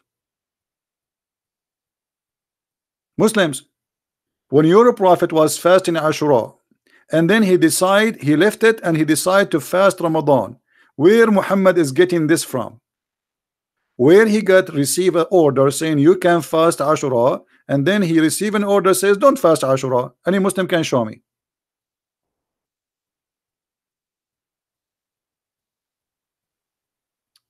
Read if no, this is not about hate. You are being stupid now. When we say to somebody you are wrong, this is not about hate. That's stupid of you. Correct, guys?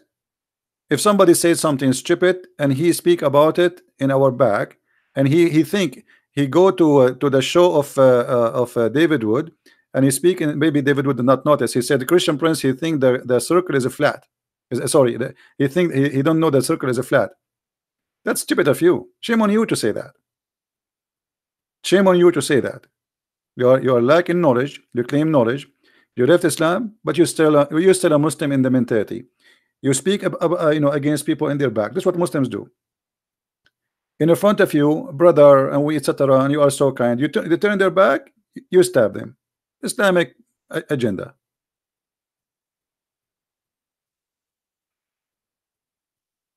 You did not leave Islam yet. You have the same mentality. So any Muslim want to tell us?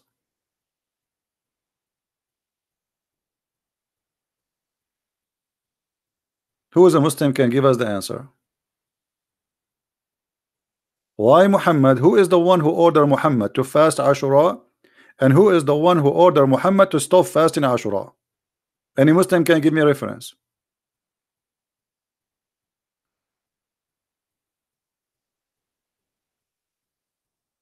Anyone?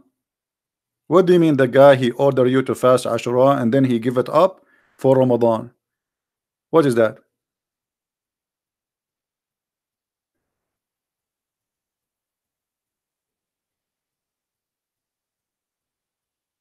No answer. So look, they do not know why they are praying to the Kaaba. They do not know where this black stone is coming. There's nowhere in the Quran is mentioned the black stone. Why Allah did not mention is a holy stone?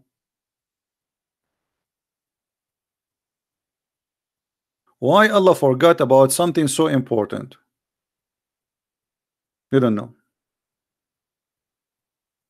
You don't know. It's a book of ignorance.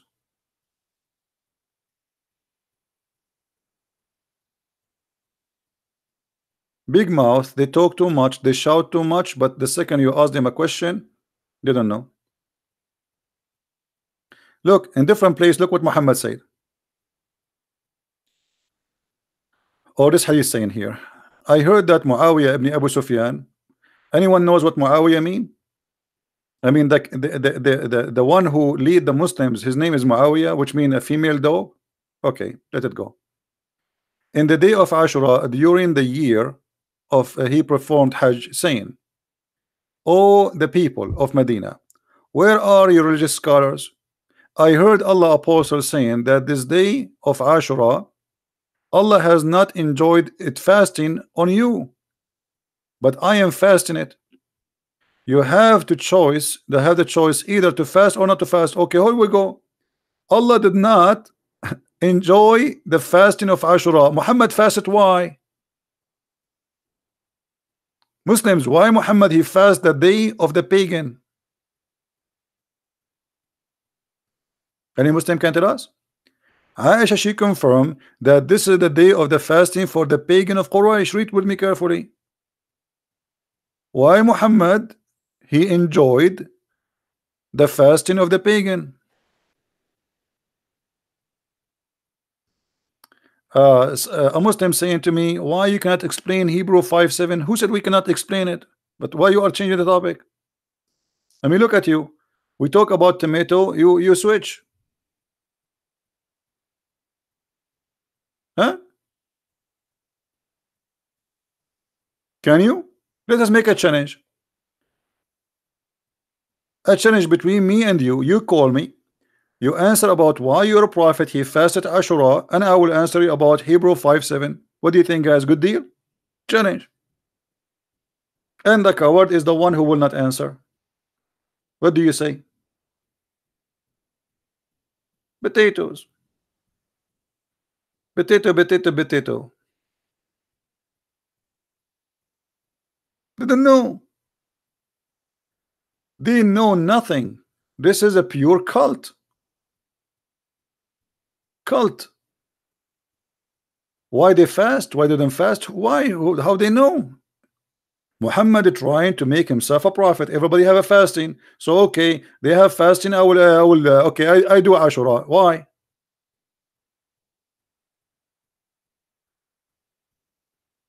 Any Muslim have an idea? They don't know. And the second you squeeze them, they say to you, read for us the verse from the Bible.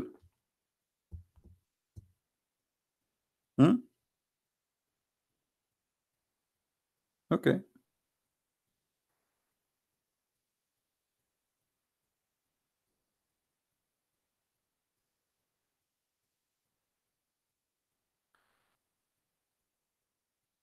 And Abdul?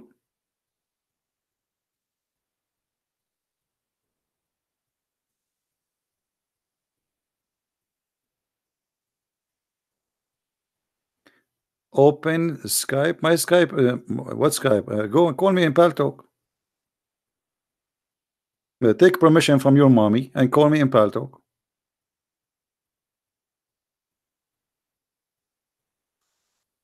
Do we have any Muslim?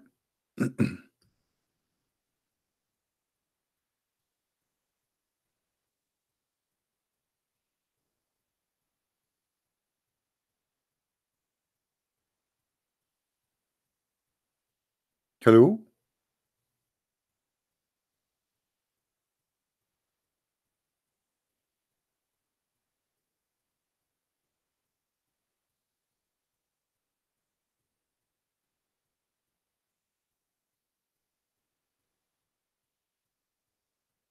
Who is a Muslim will tell us? They don't know. And my Paltalk is open.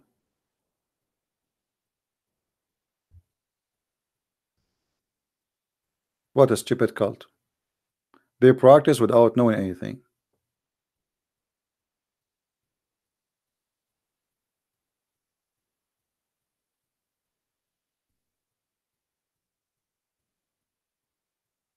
Anyone? Okay. What about Ramadan? Why you fast Ramadan?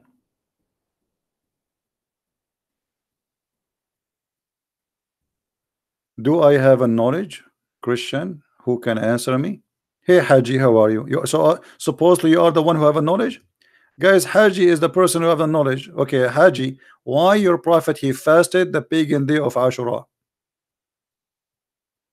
Here we go. You are the person who have knowledge. We are learning from you. Why your prophet he fasted Ashura?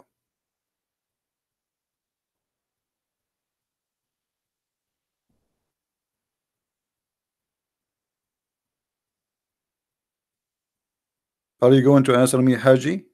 Or you are just a text Haji?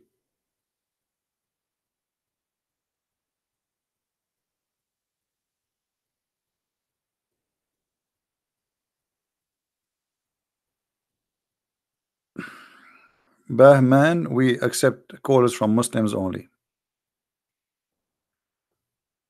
Anyone?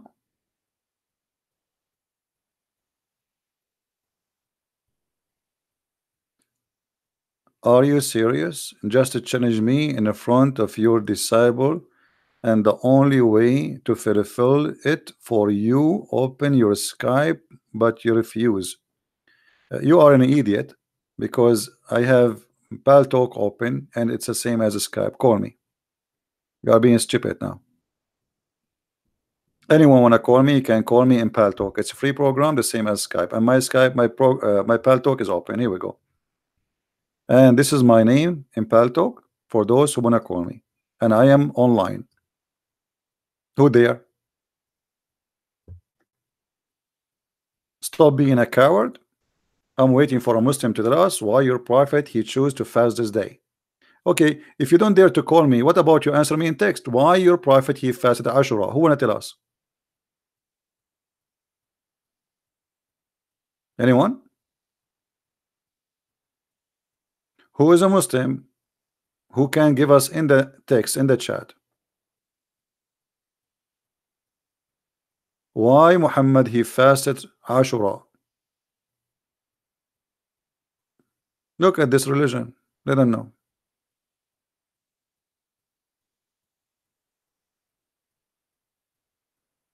Anyone?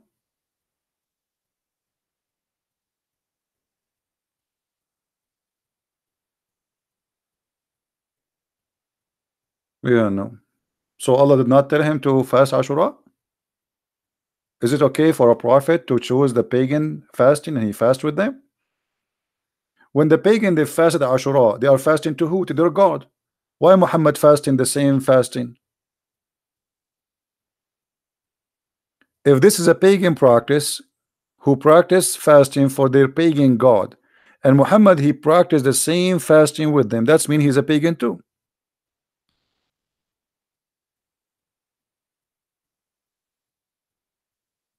Ashura is different for Sunni and Shia. Is that an answer now? That means Islam is stupid. You have one prophet, you have two fasting. Ashura for the Sunni is different from no, it's not different. It's not different. Study well, you will see. The Shia they connect Ashura to something else happened to the grandsons of Muhammad, but this is not the reason. It happened at that day. This is why they call it. They celebrate Ashura by beating themselves. Very, very naive of you. Still, the fasting of Ashura. The fasting of Ashura, we are talking about the fasting of Ashura, not beating yourself in Ashura. Why you beat yourself? This is a different story. Any Muslim can tell us why he fasted Ashura? I mean, what's wrong with you? It's a very simple question.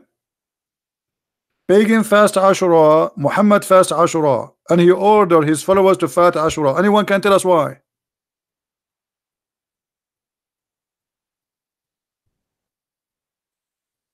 Look at them.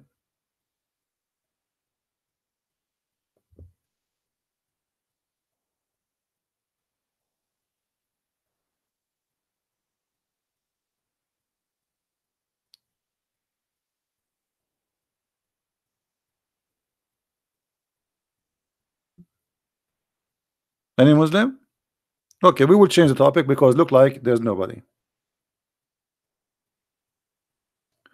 Samir, you don't upset me, but you see, I don't like hypocrisy.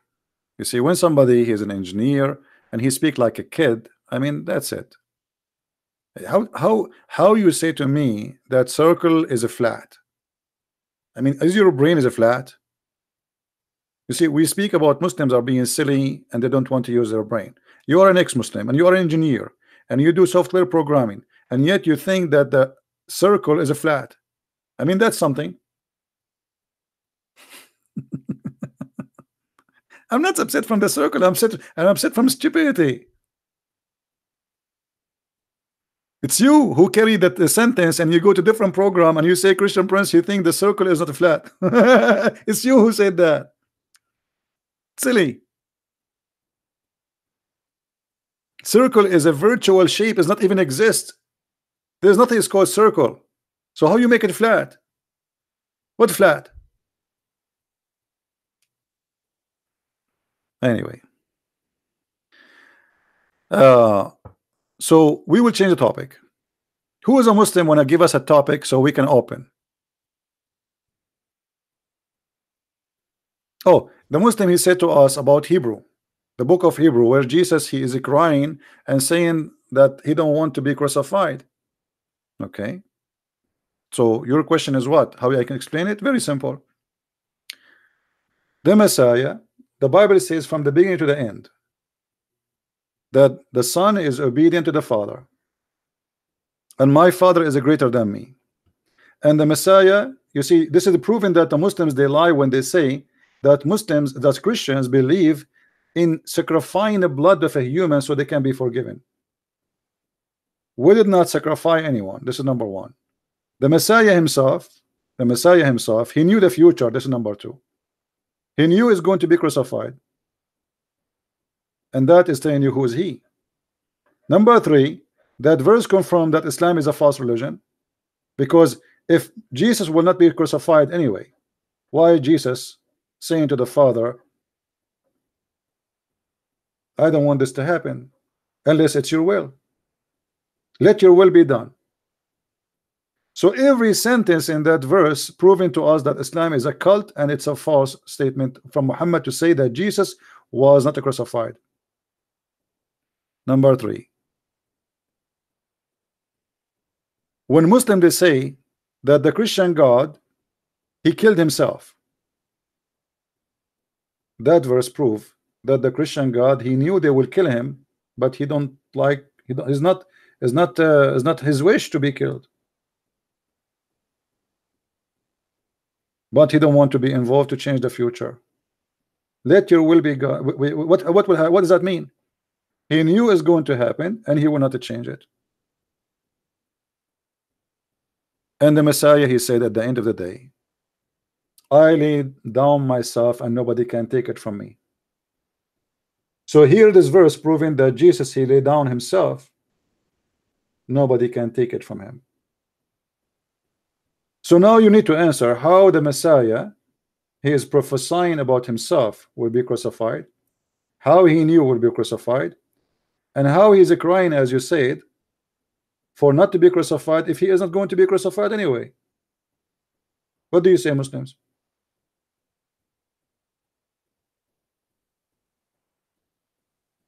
Any Abdul?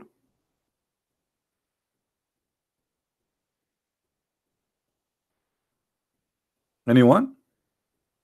Same time, as long we open the topic about crucifixion, the Quran confirmed that the crucifixion happened. You see, Muhammad, by denying the crucifixion, he confirmed the crucifixion, and let's show you how. Muhammad, he suffered from low IQ. He is a very low and intelligent. Look what the verse saying. They say, who supposedly the Jews, we killed the Messiah, Isa, Jesus, the son of Maryam. Look how stupid this statement is.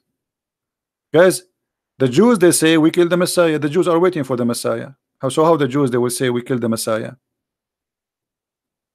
Any Muslim can tell us how such a stupid statement can be made? Who is the Jew, he says we killed the Messiah? Can you show me that Jew? Who is the Jew who says we killed the Messiah. Who is the stupid here? Any Muslim can show us the Jews who say we killed the Messiah? Because if they killed the Messiah, then why the Jews are waiting for the Messiah? The Jews don't believe they killed the Messiah. So this is number one lie. Number two, they say we killed the Messiah, the son of Mary. Why? Why they say he is the son of Mary? So that means the Jews believe that the Messiah is born without father. Correct, guys? Is that correct? When we say that we killed the Messiah, the son of Mary, that means the Jews admit and agree that the Messiah is a son of a virgin woman, but the Jews don't believe in that. So this is lie number two about the Jews. Lie number three, but they killed him not, nor crucified him, but the resemblance of Isa was put over another man. Hold on. That's getting more funny. Allah, he put the resemblance of Isa, brother, over somebody else. Okay, hold on. If we ask any Abdul, why Allah he put the resemblance of Isa over someone else, what a Muslim will say? Who is a Muslim? Muhammadan will say to us the answer.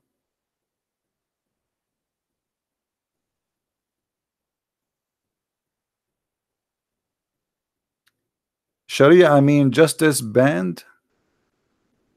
That's not, no, that's not what Sharia is. I don't know, you are saying Allah mean peace. Are you Muslims really? Sharia does not mean banned, have nothing to do with even the Islamic religion. Sharia coming from the word shara, which mean legalize. What are you talking about? To legalize something. Stop being stupid and don't say, obviously you don't speak Arabic. So here the verse saying, but Allah he resembles someone like Isa, Jesus, and he put his resemblance over different man. But this is mean that Jesus was crucified. Correct, guys? This is mean Jesus was crucified. Why? Because he just confirmed that people they saw someone look exactly like Isa. Is that correct, guys? The Quran confirmed that the true Jesus, the true Messiah, is the one who crucified. Because if I am now a human and I see someone look like Jesus exactly, speak like Jesus, have the voice of Jesus, have the hair of Jesus, and he is being killed in front of me, why I will not believe this is Jesus? Give me a reason. So your stupid Quran confirm that everybody was there. He saw a perfect Jesus in the cross. So nobody lie. The only liar here in this story is you, Muhammadan. 600 years after Jesus, you come back and you say, oh, it was someone look like Jesus. That means Jesus was on the cross.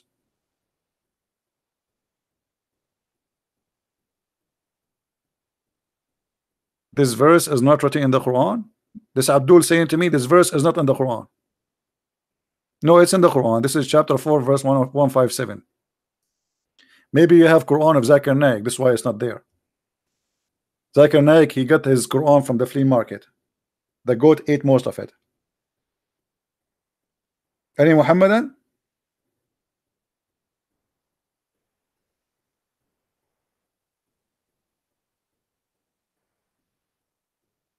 Huh? The Quran is a stupid book. This book confirmed that Jesus, he was crucified. Now you Muslims, you have to prove to us that this was the resemblance of Jesus, not him. As long you admit it in your Quran that this is someone look exactly like him. Do you understand, people? The Quran admit that the one who was in the cross, he have the eyes of Jesus, the face of Jesus, the hair of Jesus, the hand of Jesus, the voice of Jesus. He is Jesus in every way, in every mean, perfect Jesus. How you can prove to us that this was not him? And how Allah he put somebody the look of Jesus in someone else? How does that happen? What does that mean? And as long Allah he put the resemblance of someone else to save Isa. Question why? Can't he save him without making the resemblance of somebody else? Don't Allah knew by making this trick he will deceive 3 billion, 4 billion Christians? Same time, Why Allah don't do the same to save the stomach of Muhammad? Forget about resembling Muhammad. The woman, she gave him a goat, he ate the goat. What about Allah? He make a resemblance of Muhammad to eat the goat, and that guy die.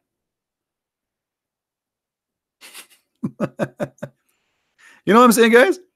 Why Allah want to save Jesus by making somebody resemble Jesus, but Allah will not make somebody resemble Muhammad to save Muhammad?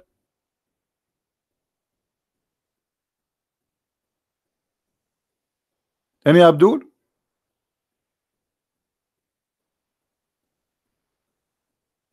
Here we go, your prophet, he died and he is suffering from the poison.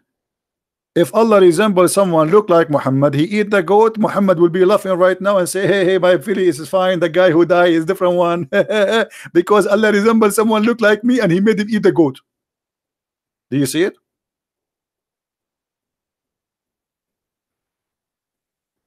Any Abdul? Stupidity. So every simple question of those are disaster for the cult of Islam. Allah did not resemble Muhammad to save Muhammad. Allah resembled Isa to save Isa. And that's mean that every statement in the Bible about seeing the crucifixion of Jesus is true. Because the Quran confirmed that. The Quran confirmed that this is someone resemble exactly Jesus. So if the disciple of Jesus, they said we saw Jesus in the cross, they are not lying. The Quran confirmed that.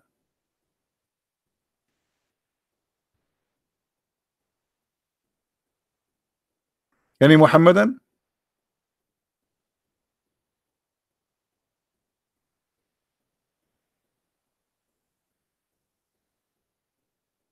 Any Muhammadan here? This is the most stupid book ever.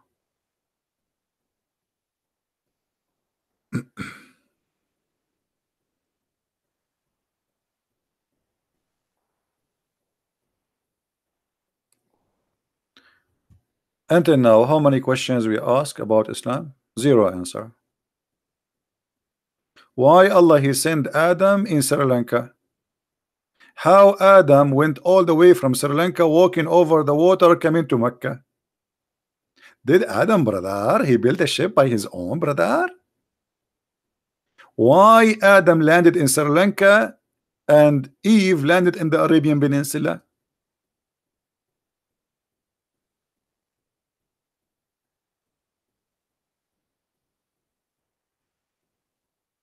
Anyone?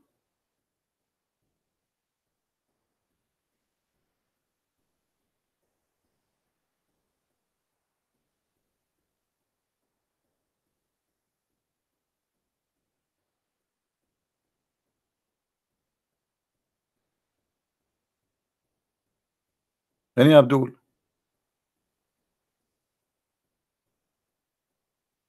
Why the Prophet he fast Ashura, which is the pagan fasting? No answer.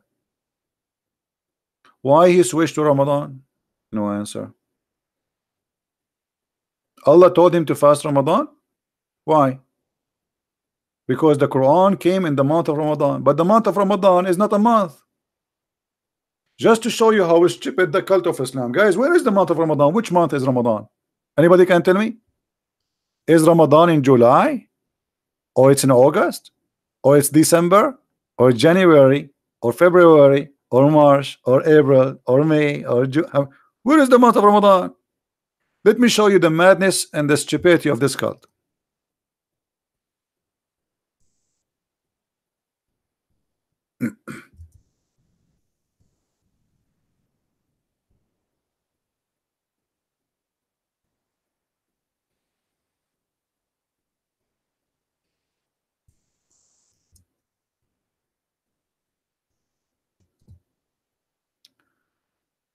Give me a second.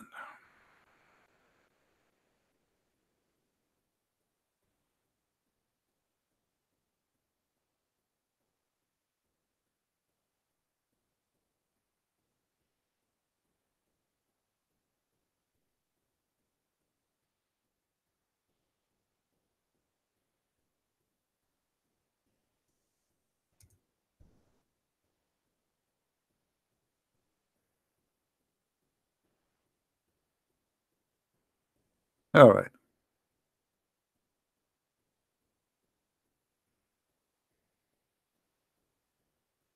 I'm trying just to find a website where it shows you the list of Ramadan for the last and the coming 10 years, and you will see that the month of Ramadan does not exist. It is in January, February, March, April, May. It's all over the place. So what do you mean the fast of Ramadan? How this month can be a month? If this month can be in July, it can be in December, it can be, how this can be a month? I will tell you how. But let me try to find you. Trying to find the list.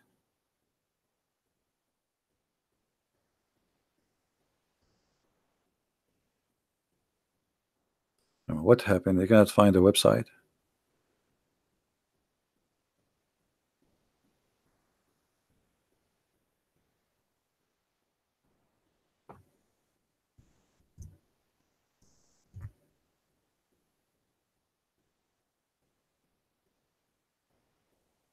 All right, look like we found one finally. Thank God. Guys, read with me carefully. This is the month Ramadan. This is a Muslim website. Ramadan in 2013 was in July 9. In 2014, June 28. 2015, June 18. 16, June 7. Let us move. Ramadan will be in May 6 this year. Then is going to be in March 23. We are jumping, you know, just to show you. In 2027 is going to be February 8. In 2030 is going to be January 6. What is this? Muslims, what is this? If Ramadan is when Muhammad, it's a date, and this is the date when he received the Quran, how this date can be January sometime, February sometime, July sometime, August sometime, September sometime? What's wrong with you?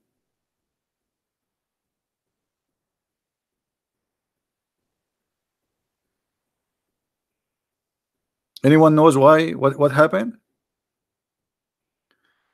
You see, the Muslims they adopted the pagan month, the pagan calendar before them. Ramadan was a month existed by the pagan. But what my Muslims did, they decided to change the date of the year to start by Al-Hijrah. What does that mean? The day where Muhammad he left from Medina, from Mecca to Al-Medina. And by doing that, they switched the year. The year is not the same before. It's messed up. So now the calendar is moving. It's not fixed no more. So July can happen in the middle of December, and December can happen in July. Any Muslim want to say to me I'm lying?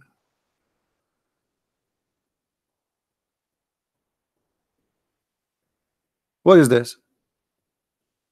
Imagine Muhammad received Quran in April, and now you Muslims, you celebrate receiving Quran in January or in December, depend on the year. What's wrong with this cult?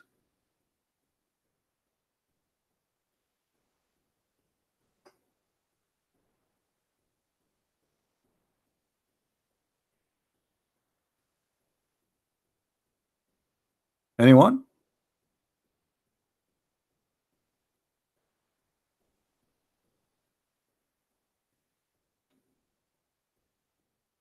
No answer.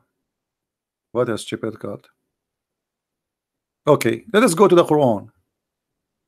Just for the sake, there's a program, a comedy program. It's called for a laugh. For a laugh. Let us see how Ramadan is functioned in the Quran.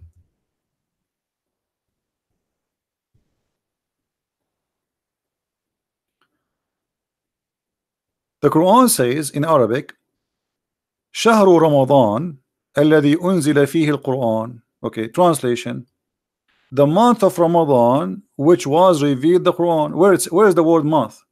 Who is the Muslim when tell me where is the word month? Where is the word month in this verse? There's no month.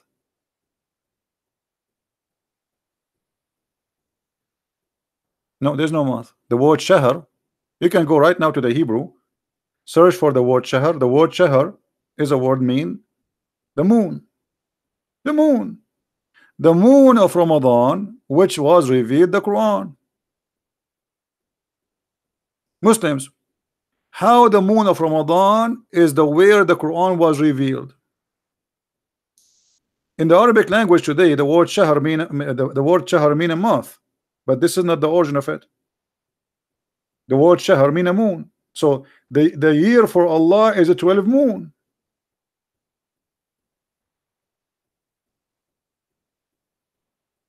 Did I show you? Those are false translations.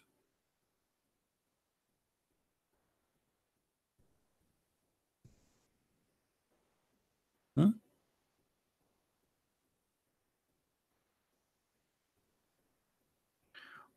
ولسليمان الريح غدوها شهر.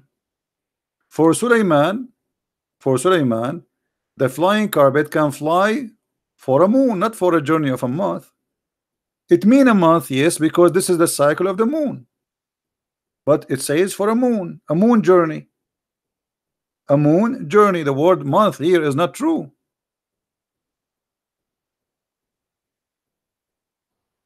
Any Abdul? No, the word shahr mean moon. Okay, hold on, let me show you. You Muslims are you live in denial, brother.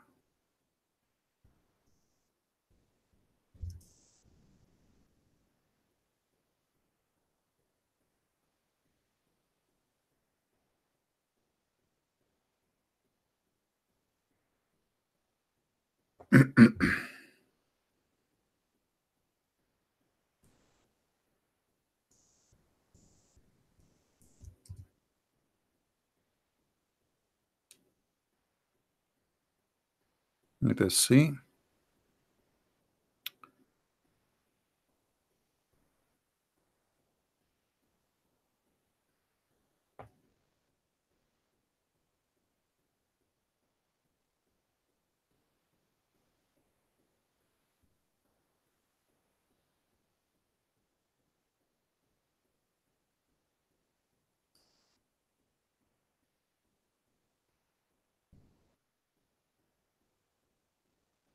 Do you see it?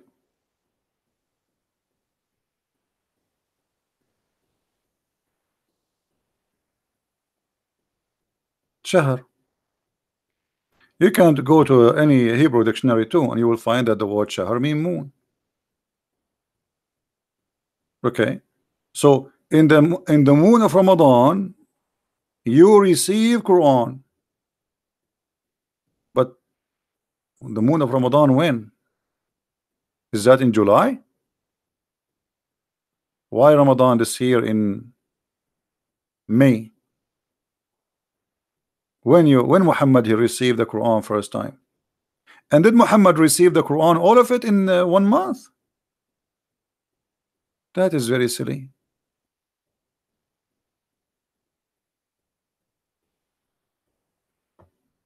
Do we have any Muslim, any Muhammadan? No. Yeah, the word shahr mean a moon, you know.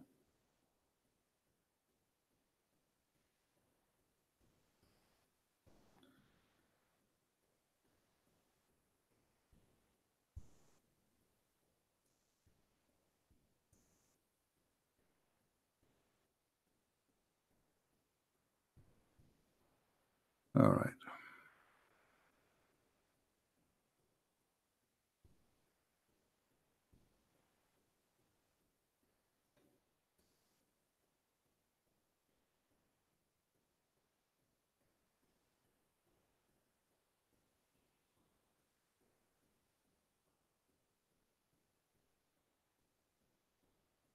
Any Abdul?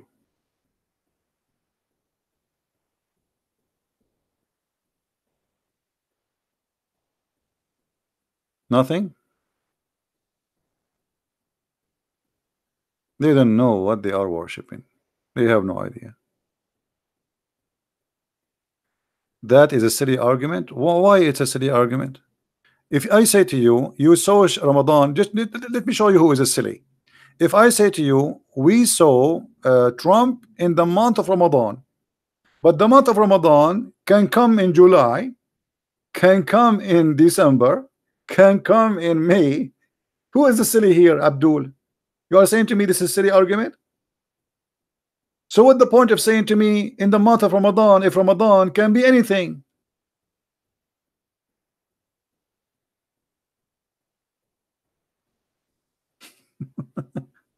Let us see who is a silly here. Who is a silly? Why you are saying to me this is a month if this can be all year long? Are you slow?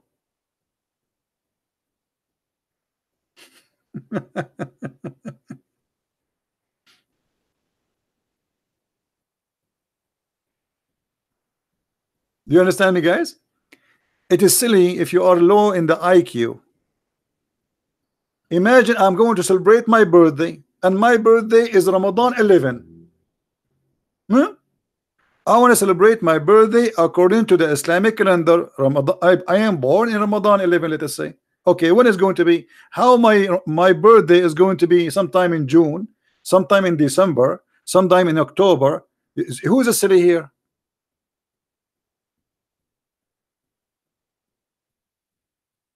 Maybe you are so slow to understand what's happening. I do not know him, my friend. I saw like a video of him, so I cannot judge a person I do not know. Sorry. And Abdul, who is a Muslim want to celebrate his birthday according to the Islamic calendar? That will be the most funny birthday, because your birthday can happen in July, can happen in December, can happen in you know. I mean, how you what kind of calendar this calendar is?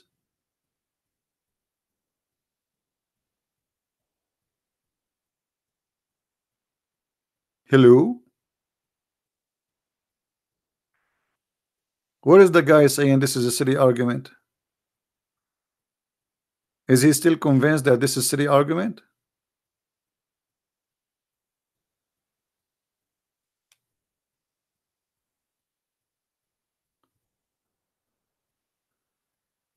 Sharia, I mean justice band? What justice band? What does that mean? What band mean? Is that a music band? What this guy is talking about?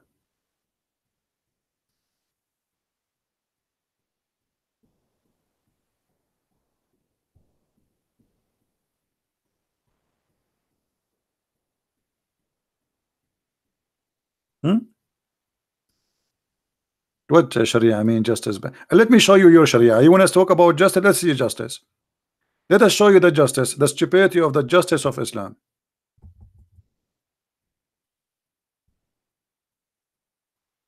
You want to see some justice? Okay. Try not to laugh. To laugh.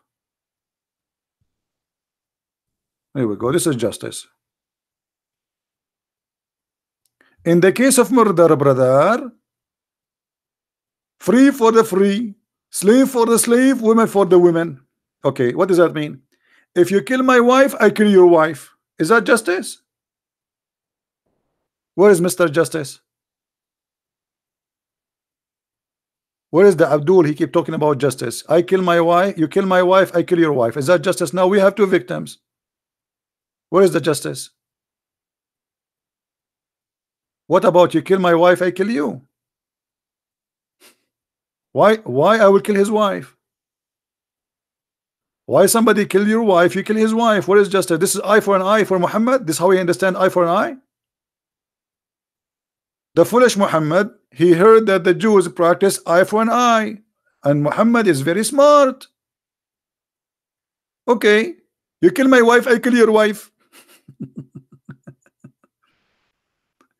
And this is in the case of murder, not the case of war. Murder, which means we are neighbors. You did something against me, maybe. Okay, so you kill my son, I kill your son. This is the justice. You kill my slave, I kill your slave. Slave for a slave, women for the women. That's a lot of justice.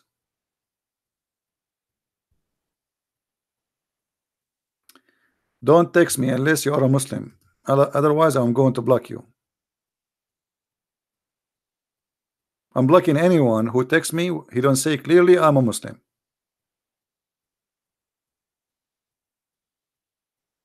And then you have to call me.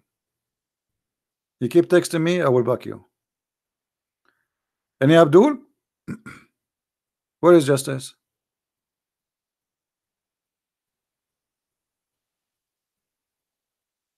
Muhammad Zaid blocked you. Who are you to block you? What is your name?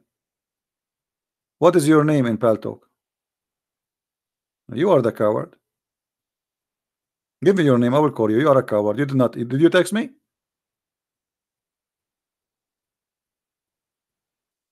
Give me your name in Paltalk. I will call you right now. I will put you in the screen. Have you ever heard of somebody in Paltalk? His name is Ali. Your ID is Ali in Paltalk. I mean, is that an ID? Are you stupid or what? Liar.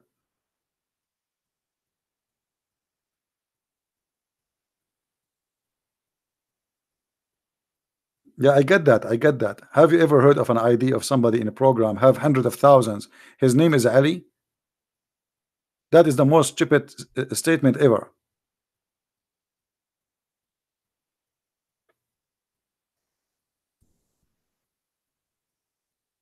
His name is Ali. True story.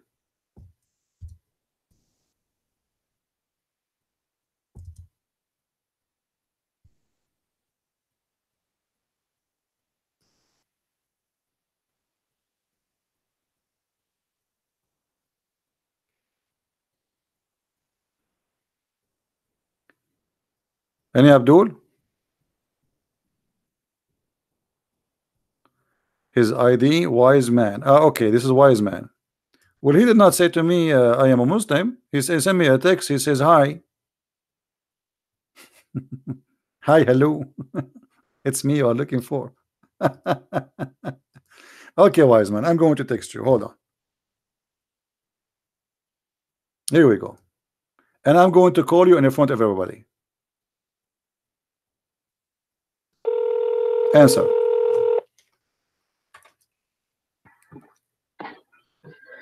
Hello? Hi, so Mark 16 is a forgery. It's deleted from most Bible versions. What is that? Mark 16. What about Mark 16? Is that in the month of Ramadan? You're quoting Mark 16. It's deleted from most Bibles.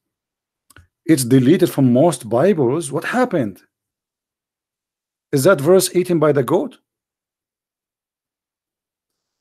No, it was added by the Greek scribes. No, hold on. You need to tell me what happened to this verse. Is it eaten? Scribes Hold on. So no. Where Mark 16 is deleted from most of the Bible? Can you show me? Hello?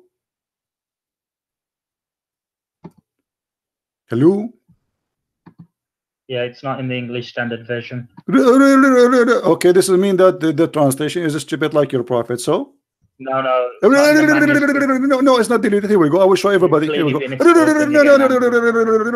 go. No. This is stupid. You see, you are a stupid donkey. You are certified. You are a certified donkey. You are a certified donkey. Now I'm asking you.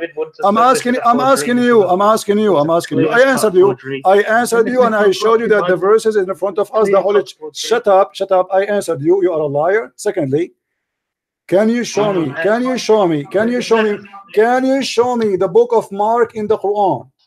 All the book of Mark. Mark 16. It's not. Can you show me the book of Mark in the Quran? Why the Prophet of Islam did not mention the book of Mark? What do you think? It's not even inside. I'm asking you why you're a prophet. Why you're a prophet? He did not mention the whole book of Mark. What happened? Mark 16 is a forgery. You need to accept you see, you are okay. You are a kid. You want to repeat yourself. You can repeat yourself as much as you wish. You are the forgery. You have to prove it. Open up Mark 16. I have it in front of me in the screen. I put it in the screen for everybody. That's the King James version.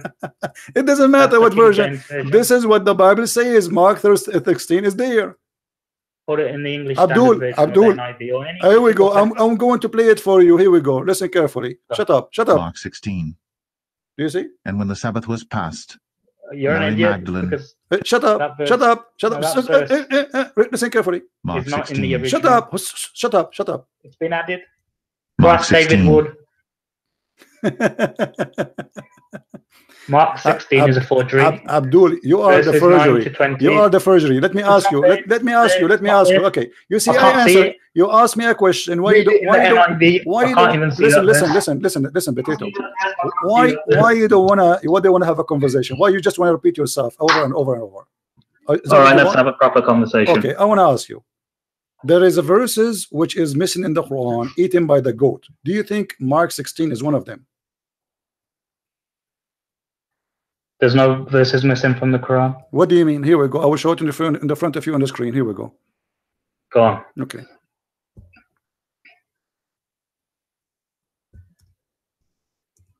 All right. And anyone can check Hold on. Mark 16. Don't look look at the anyone. footnote Yeah, in it's the in front of NIV. me. The verses are not there. I changed the translation. It's there. You are a liar. Everybody can go. And now, It's not there. here we go. Here we go. Here we go. Read the Is footnote. you said there's nothing missing in the Quran. Read with me carefully. The hate in front of you on the screen.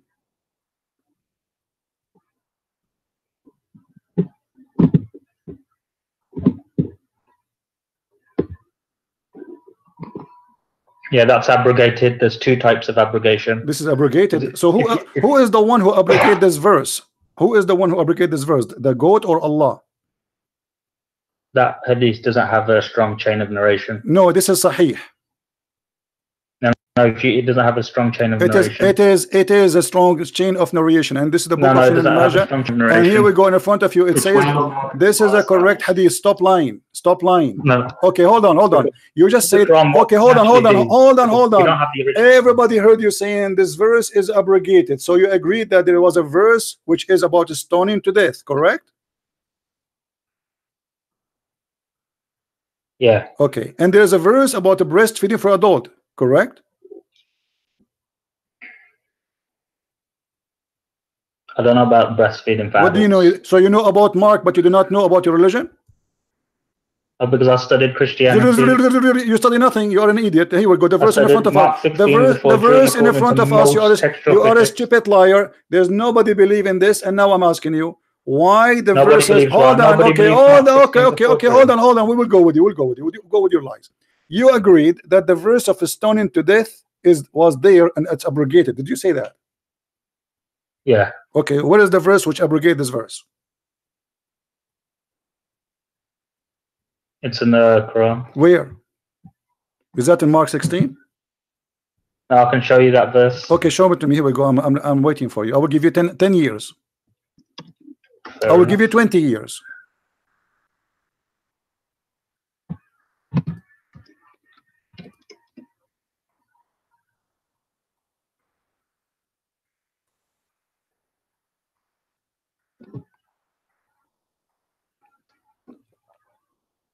If there is any Muslim in the chat, you want to help this Muslim brother, please help him. The goat No, eat the Quran. I don't need help. You do not need help. Okay, We it's were going. quoting Mark 16 earlier. Okay, Remember it's that? going to take you 10,000 Even years. David Okay, Wood hold said on. Mark Don't change topic. 16 Don't is a change topic. forgery. Here we go. So Mark 16 obviously is It's the a forgery. It's a forgery. Even David Wood You see, said that. Abdul, you are a potato. You are a potato. You are trying now to escape. I want you to show. Potato. Oh, you want you to show me where the abrogated verses for stoning to death. I can give you a general ruling. What general ruling? No, you said to me in the Quran a second ago. Everybody heard you saying. I said to you, Yeah. where is the abrogated verse for this verse? You said to me in the Quran. I want you to show it to me. Yeah, chapter 2, Chapter 2, verses 106 to 107. 206, 207. Okay. 106 and 107. 106. Okay. Read the verse for us where it says that this is abrogation for the verse you mentioned. No, it says any verse can be abrogated. This is not the. You see, don't be stupid, idiot. That means the whole Quran can be abrogated. I mean, you are a stupid. Are you an idiot or what? Where is the verse? You said to me the abrogation for that verse is exist in the Quran. Where is the says verse? what? No, where is the verse abrogate that verse? Because in order to abrogate a verse, you have to replace it with a verse. Verse about it. Where is the verse abrogate stoning to death? That's the verse. It's a general ruling. That's stupid of you. Secondly, I want you to show me one Muslim in the world agree that the verse of stoning to death is abrogated. Otherwise, you have to admit that you are a certified donkey. I think you've lost the plot. No, I'm asking you, I am challenging you to show me one Muslim in the whole world believe that the verse of stoning to death is abrogated. Which means it's not to follow. So. Huh? Every Muslim believes that. No, you practice it. Do you practice stoning to death or not? No, maybe I don't practice stoning to death. No. What?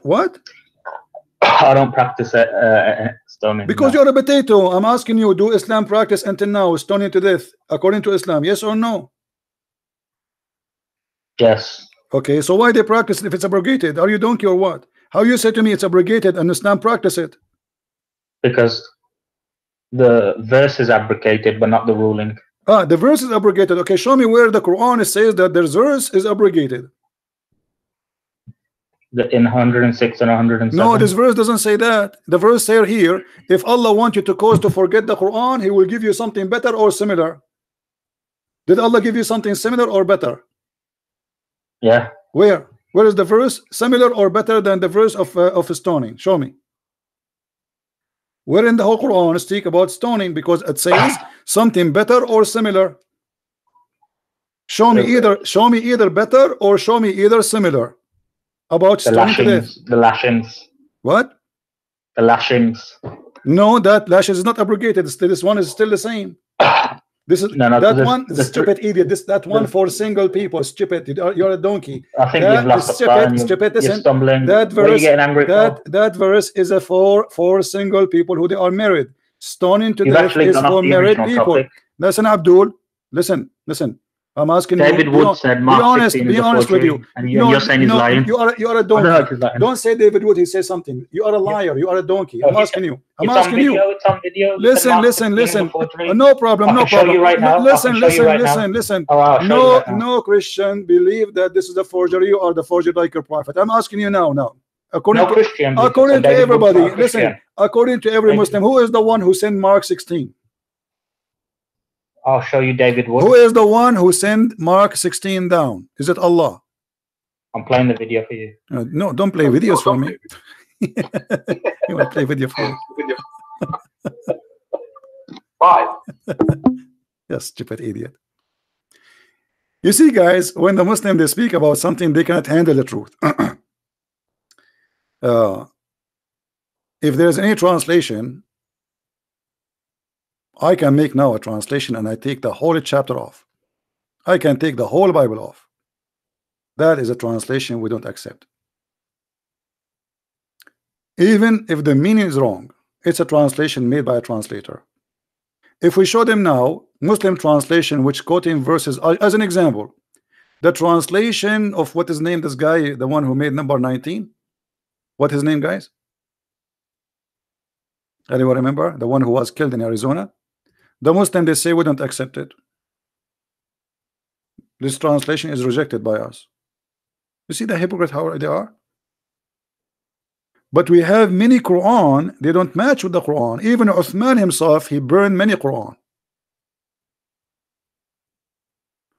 Uthman himself, he burned many Quran. Why he burned the Quran if they are the same Quran? Quran Ibn Mas'ud don't have the chapter of Al-Fatiha. Umar ibn al-Khattab, he said the Quran was 1,025,000 letter. Today the Muslim, they have less than 270,000 letter, which means more than 85% of the Quran is missing. When we show him this hadith about the goat eating the Quran,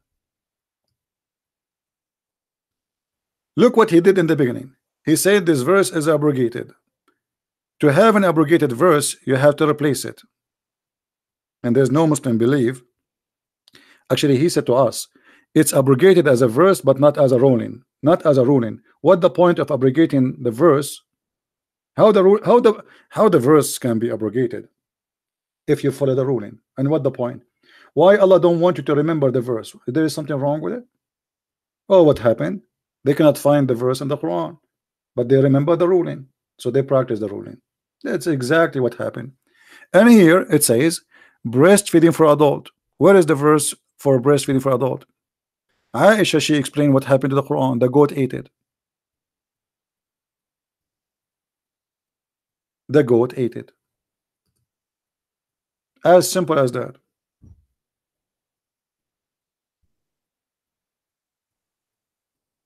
If there is any Muslim want to say that this is not true,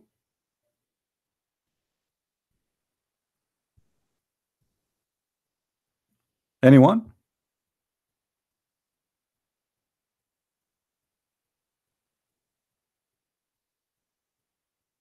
Who is a Muslim want to say something? There is an Imam, his name is Suyuti. Let us see how many verses missing according to As-Suyuti.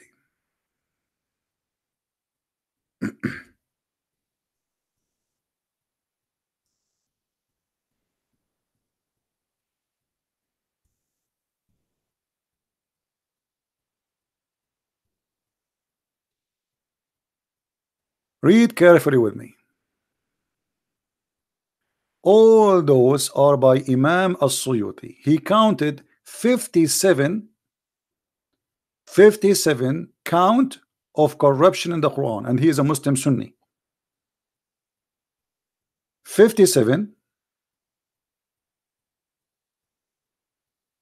story proving the corruption of the Quran, but this does not mean 57 verses are missing. No, that means there are thousands of verses are missing. Look what this guy said. He said that the verses of stoning to death was abrogated. Look what Umar he said. Let me get him busted.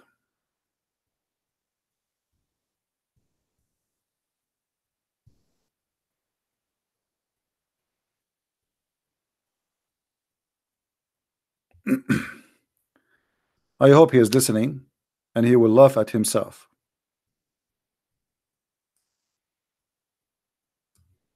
And we will show it to you from Sahih al-Bukhari, which is a very Sahih hadith.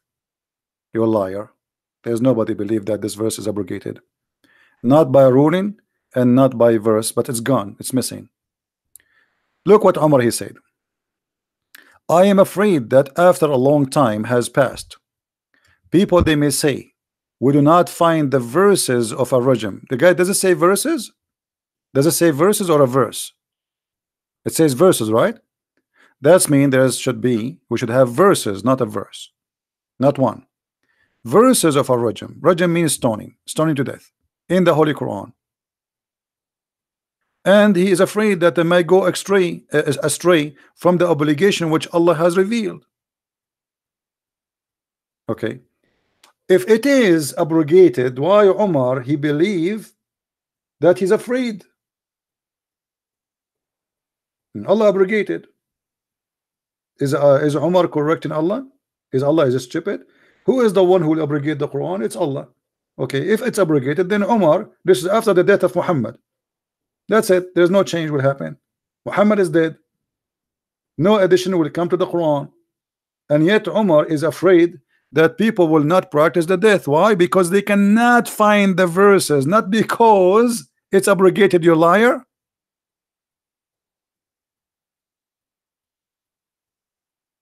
Do you see it, people? He is not, because if it's abrogated, he should not be concerned, because Allah he made it abrogated. That's it. If Allah made it abrogated, Allah is all wise. He's not stupid, supposedly.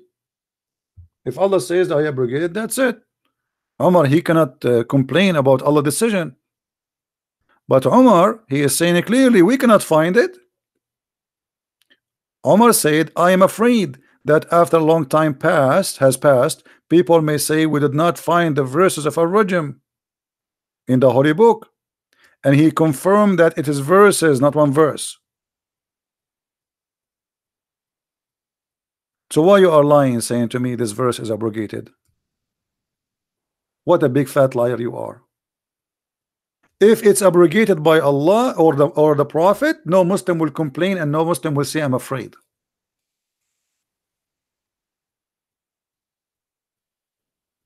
Hmm? Any Muslim have a comment? And don't worry about Mark 16. Aren't you the Muslims? You challenge us to practice Mark 16. Now Mark 16 is a forgery.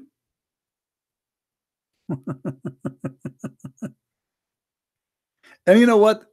Let us go with you. Let us say you are now excited. You found that Mark 16 according to you is a forgery, but that will not change anything. Still Mark, the whole book of Mark saying that Jesus is God. So what the difference will make for you? Still Mark proving Muhammad to be a false prophet.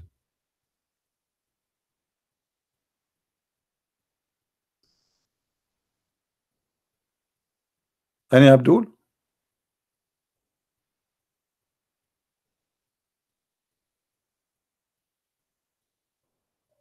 Who is Abdul?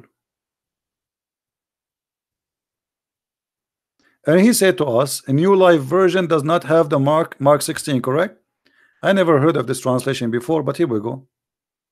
This is Mark 16 in a New Life Version. Do you see it? You said it's not exist. This is a New Life Version.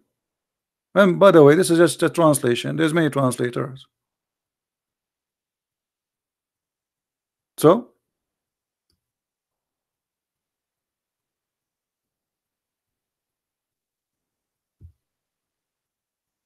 do we have any Abdul here? So this is the best you come with? And look how they deny. They say this hadith is not sahih. So you are saying to me it's a forgery. So you are complaining about forgery in Christianity, but you are agreeing that Islam is a forgery because this is the books you call it sahih. So how you call the book sahih, but it's the book of forgery? Do you see, guys, the stupidity? You are saying that Mark 16 is a forgery, and the second I show you your book, you say this is to me, this is a forgery. Anything make Islam look stupid, you say it's a forgery. And why Islam is based on sahih transmitted hadith? Why Allah need the hadith to prove Islam? I thought you have the Quran.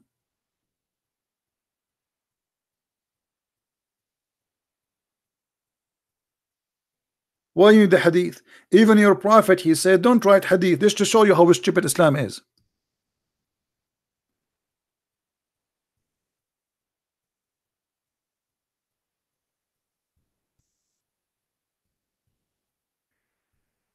I never saw a stupid cult like this. Muhammad, he said, and this is not a forgery, this is sahih. I mean, guys, look at this madness. Muhammad said, don't write down anything from me, and he who took down anything from me except the Quran, he should erase it. Does it say that? People, does it say that? So why you Muslims, you have Sahih al-Bukhari, and why even this hadith is written? This hadith in of itself is against Allah Prophet. Imagine I say to you, don't make coffee, and you say to me that he just said to you, don't write hadith. You write that? Muhammad, he just said, don't write what I say, only write Quran. And you write the Prophet, he said, don't write what I say.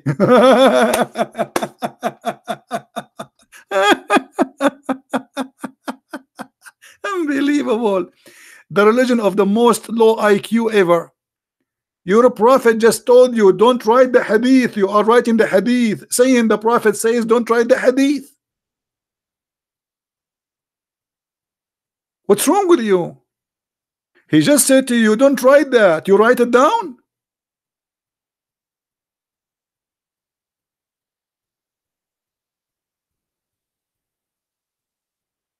Me.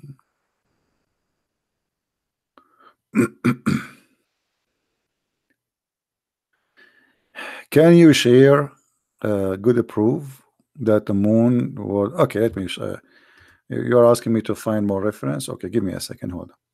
This guy is asking me to show that the word shahar mean moon.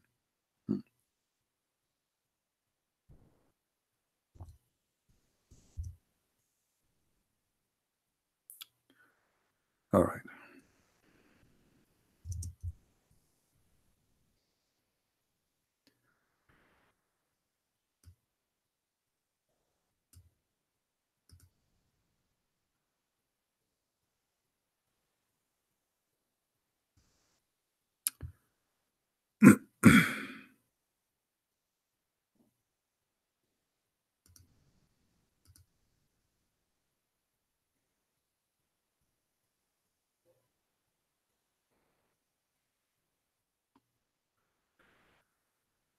All right.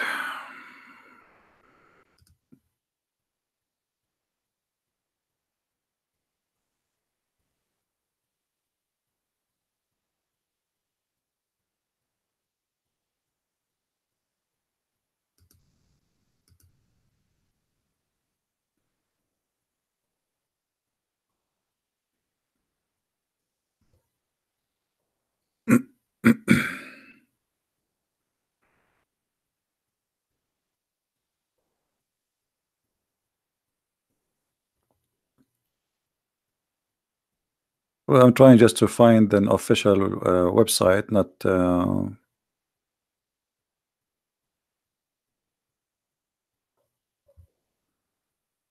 just a website.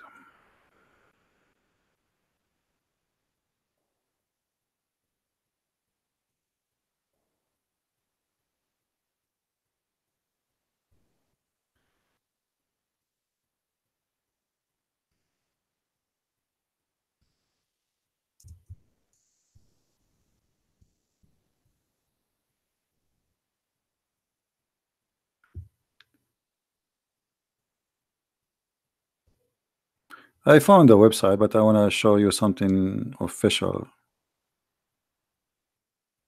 not just anything.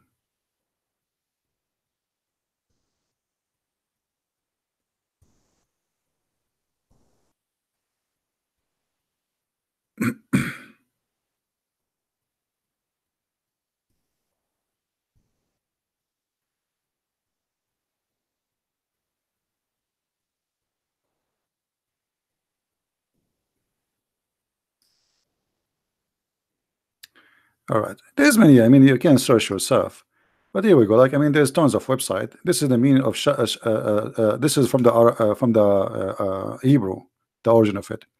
Shahar, mean of Shahar. What does Shahar mean in Arabic? The moon. Do you see it? All right.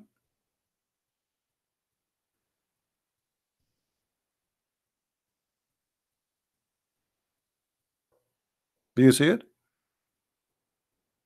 So you can search. I mean, this is basic knowledge. It's not like something really a big deal. But most of people do not know. But you know, most of people, they are ignorant. They don't want to earn knowledge. Yeah. So Shahr is the moon. Never was a month.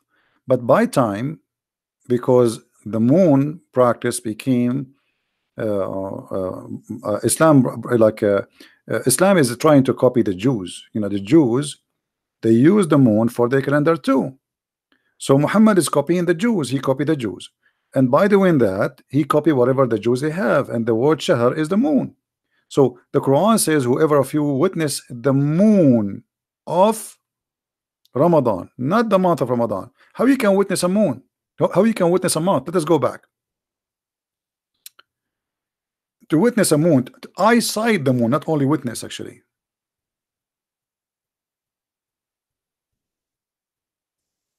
Let us see. Hold on.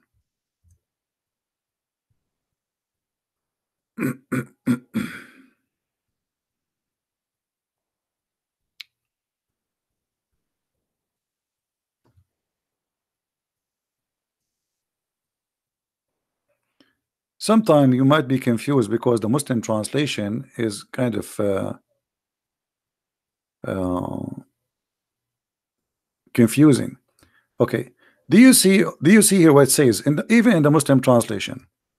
Guys, let us say, whoever of you sight between two bracket, Shahr, Hilal, whoever of you witness what? Sight what? Sight. Do you know what sight mean? People, what sight mean? Is sight is something we see? Is that correct? When we say sight, does that mean we see something? Are you following with me? Guys, are you listening or not? When we say one of you sight something, sight, it means we see it, right? Okay, see what? Even between two bracket in the Muslim translation, they say the crescent first night of the month of Ramadan. The crescent what? The crescent moon. You cannot sight the month. You sight the moon.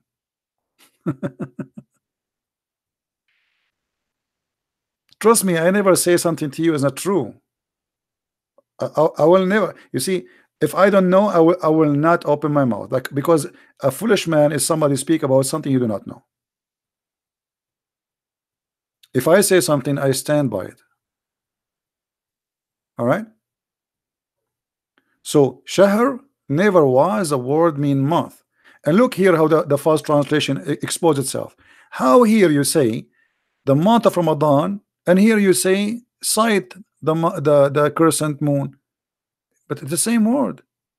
Here we go. This is the word. This is shahr, and this is shahr. So why here you put it between two brackets, the crescent moon?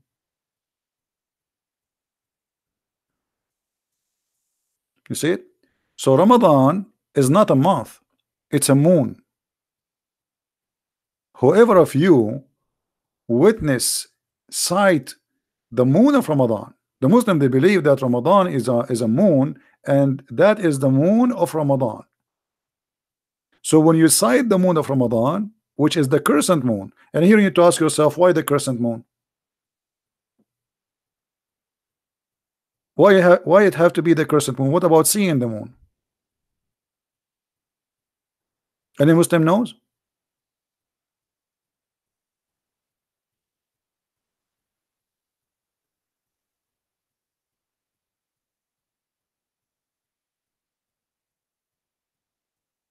They do not know. You see, in the old religion, the sun and the moon, they are gods. Both of them, they are gods. The sun married from the moon god. The sun god married from the moon god, and they have 3 daughters.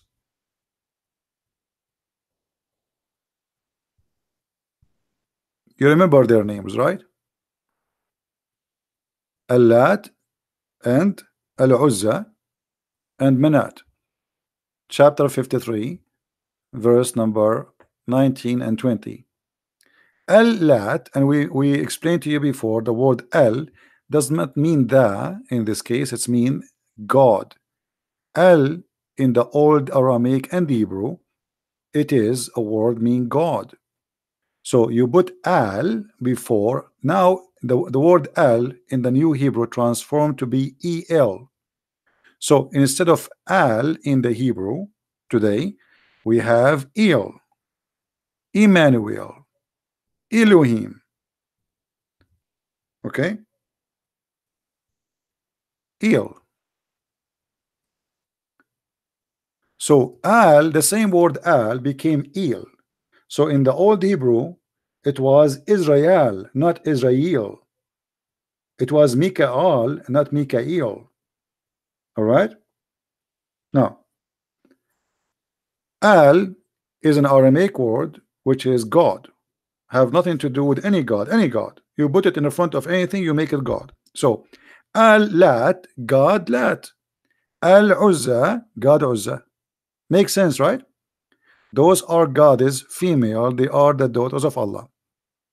Once I heard somebody asking the funny James White, they ask him, do Muslims worship the moon god? He says no, because the Quran says don't worship the moon. That's stupid.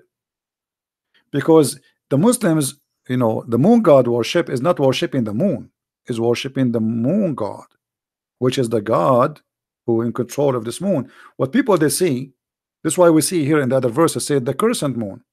What the crescent moon?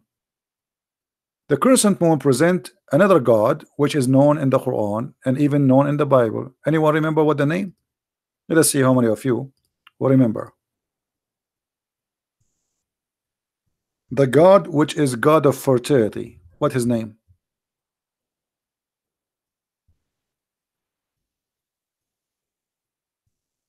Anyone remember?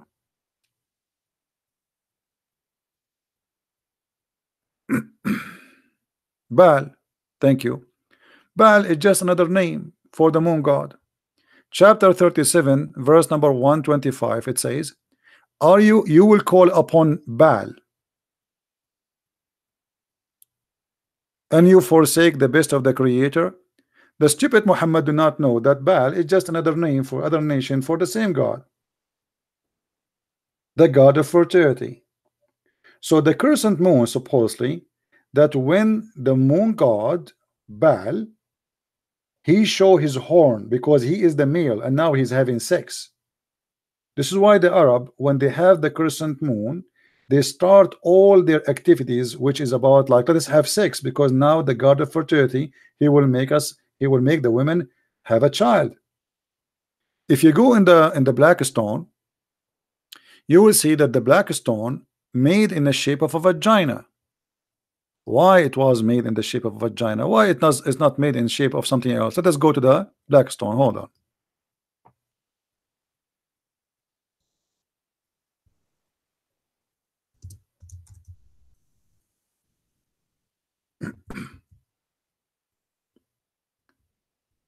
Everything have a reason. It was not like by mistake. It was made in a certain way for a certain reason. The black stone made in the shape of a vagina because simply was presenting a vagina, and this vagina will be fertilized by the god, the moon god Baal or Allah. Allah. Lah. You see, Allah, his name, we just showed you that Al is a word mean God. Lah is the name of the God. Lah is the moon god. You can search right now in Google, you will find that Lah is the moon god. Women, they used to go when they have their period, because obviously when you have your period, this means you are not carrying a child. They place their hand, they go around the Kaaba naked. How we can prove that the people used to work to practice sexual religion around the Kaaba? We can find it even in the hadith.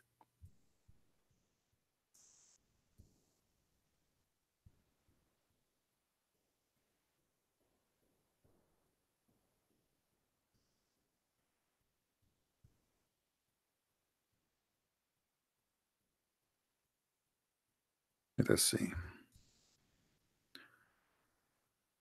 Here we go. Sahih Muslim, Hisham narrated in the authority of his father that the Arab,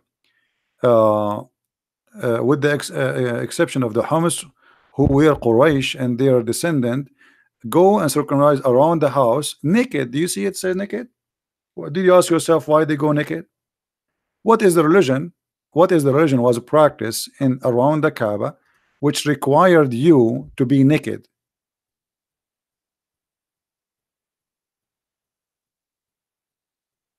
Because this is a sexual Kaaba.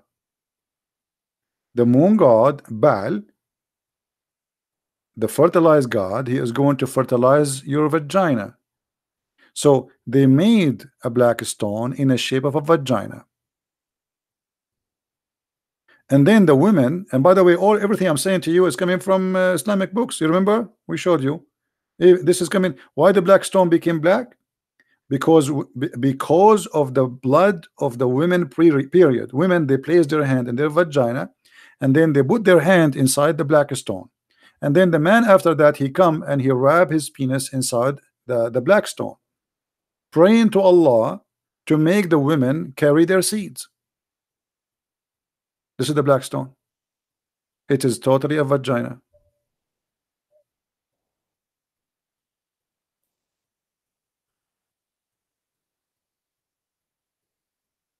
Any Muslim want to say to me, I challenge you, you are a liar? Who is a Muslim want to challenge me?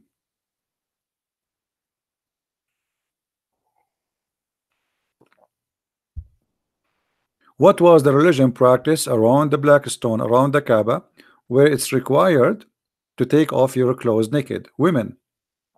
And actually Muhammad, he forbid people to walk around the Kaaba. If you have my book 6 on Allah, you will read that Muhammad, he forbid people from going around the Kaaba naked because he saw a woman, he liked her vagina and her breast. Ask the Muslims, when the last time people they used to go naked around the Kaaba? They say to you in the last year of Islam. Okay, hold on. So Muhammad now he controlled the Kaaba for many years. Why until now, and almost he is dead, he did not forbid people from going naked around the Kaaba? Islam now is controlling the Kaaba. Islam controlling Mecca. Who is the one was going naked around the Kaaba then?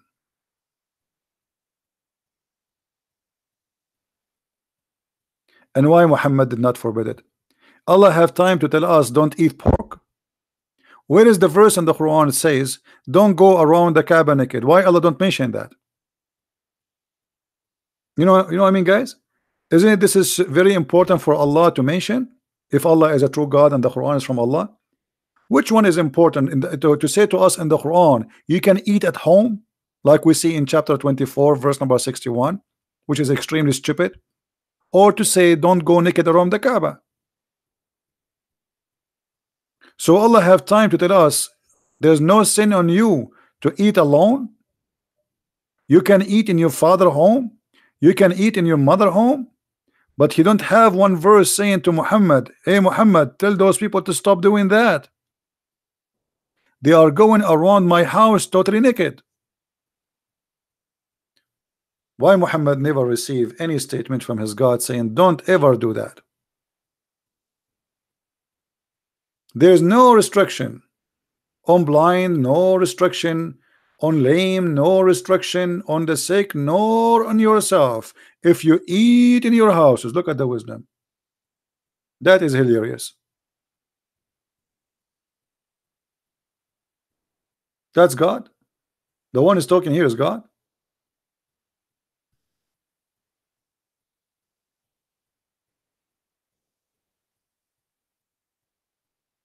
Muslims, the one here is talking is God.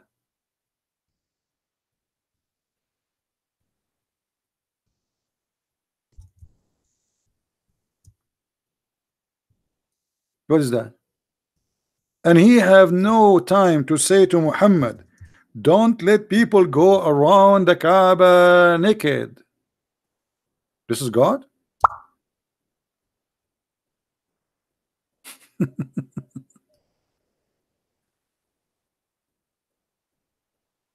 I'm a liar? Haji, are you there, Haji? Who is a liar, Haji? Haji, what do you say?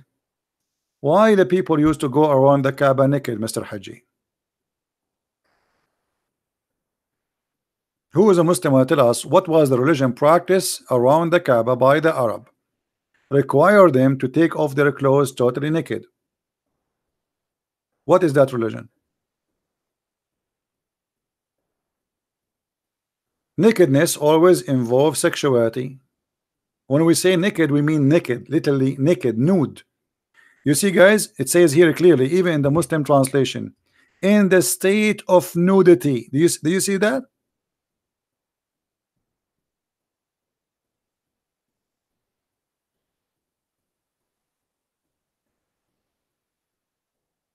Why? What is the religion was practice which Muhammad he adopted Ashura from them and he fast with them, and he made the satanic verses approving their gods, and he says that Lat and Al-Uzza, their intercession is a must. What is that religion which is based on nudity?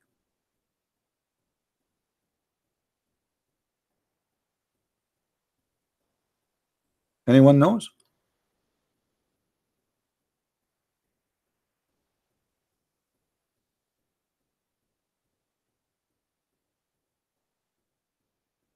Nobody?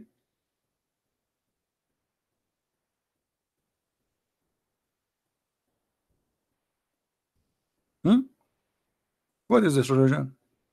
Why people want to go naked? What's happening here?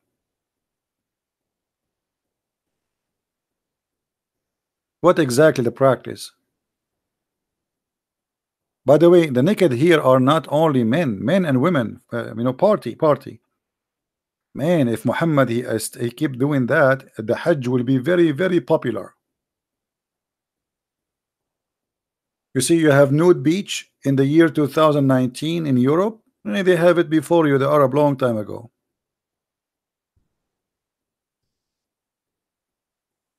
Women get totally naked.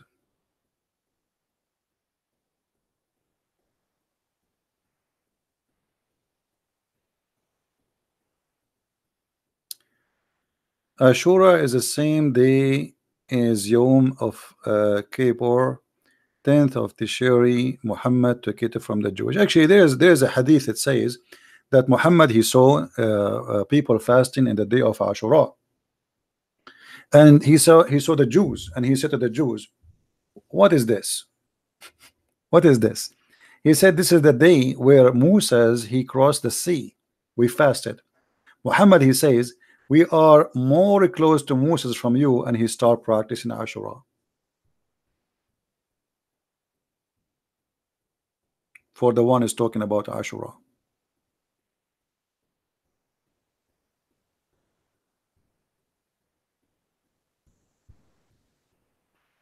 Any Muslim? Here we go. You see the hadith? Who is the one who was talking about he took it from the Jews? What's his name? Whatever your name is. You see, when we ask the Muslims, we ask them to challenge their knowledge. They do not know. But here you notice the Muslims, how much they are confused. Aisha, she is saying that Ashura was a day of the pagan. Different hadith says that Muhammad, he took it from the Jews. And look what happened. When the Prophet arrived to Medina, which is Yathrib, the city of the Jews were observing the fast of Ashura. Do you see it? The 10th of Muharram. And they said, this is the day when Moses become victorious over the Pharaoh. On that, the Prophet said to this companion, you Muslims have more right to celebrate Moses' victory.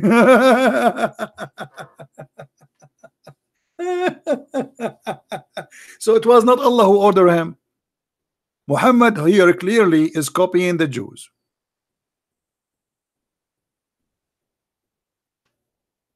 Yeah, but Matt, you know, when we discuss with Muslims, you see, when you discuss with Muslims, you cannot put all your papers out.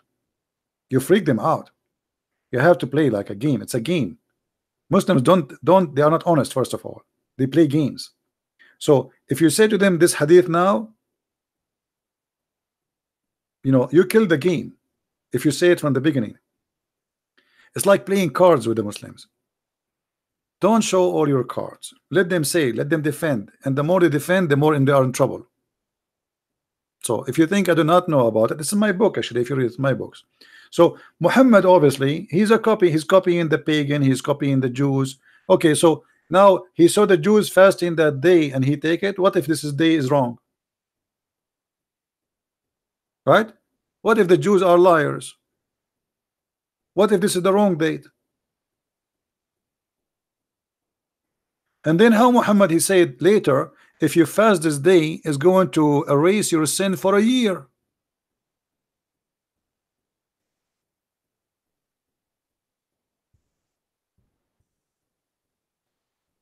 Where he got this belief from?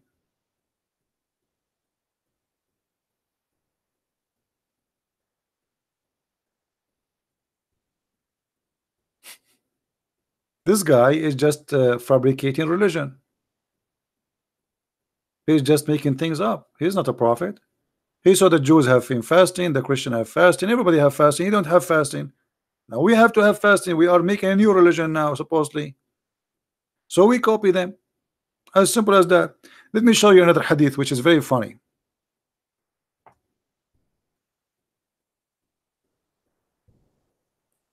Once Muhammad was performing a funeral prayer on a Muslim. The Messenger of Allah, SAWS, this is like a Mercedes-Benz, you know, in that time, used to stand up for a funeral, entered the corpse, was placed in the grave. Okay. A learned Jew, when we say a learned Jew, what does that mean? A rabbi. A learned Jew passed by him and he said, this is how we do it. What he said? This is how we do it. What he said? This is how we do it. The second the Jew, he said, this is how we do it. Look what Muhammad did. He said, sit down, sit down, sit down, sit down, act differently. Like, what the heck? All what the Jew said to him, this is how we do it. How Muhammad, he changed the prayer which are given to him by Allah in a second. So just because the guy, he said to him, this is how we do it, Muhammad, he said, Sit down, sit down, sit down, sit down, act differently. That fast. If Muhammad is a prophet of God, and this is he was praying wrongly. So now we change the way we pray just to act differently.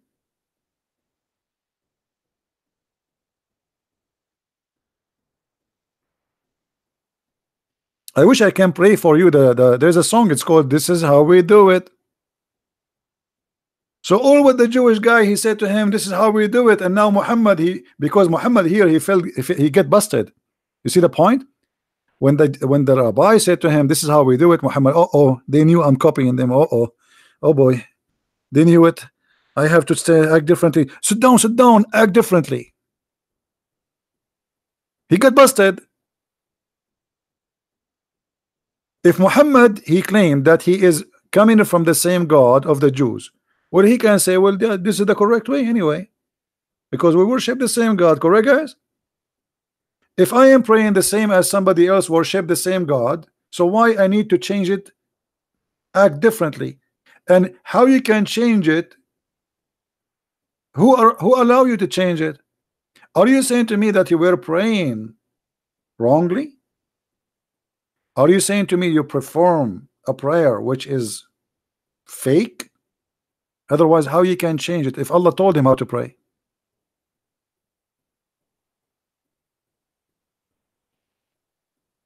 You know what I mean, guys?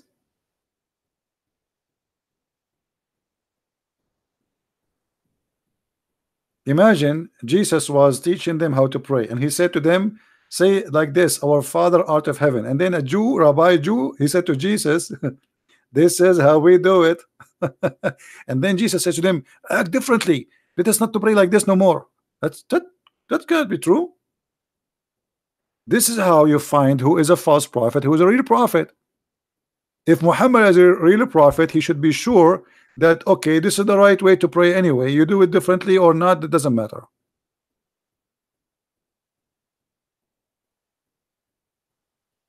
This is how we do it. You know what? I wish I was exist in the time of Muhammad. I will drive him crazy. I will keep walking by whatever Muhammad he do. I say to him, "This is how we do it."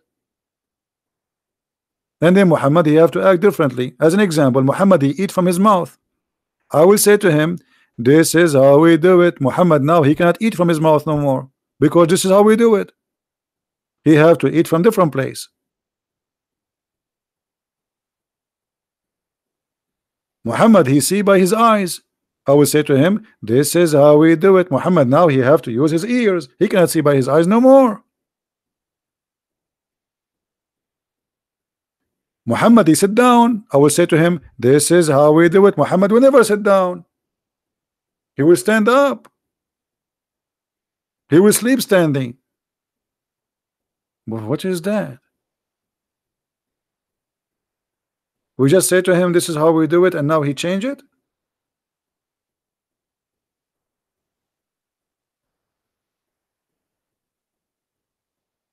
Do we have any Muslim have a comment why we have to act differently? But you know, we have to admit, you know, the prophet he brought a lot of knowledge to mankind which nobody knows. No Jews, no Christians, no Hindus, no Buddhas. And actually it's involved a lot of science. As you know, summer is coming, so I would like to give you some advices about summer stuff. This is an advice from the prophet, not from me.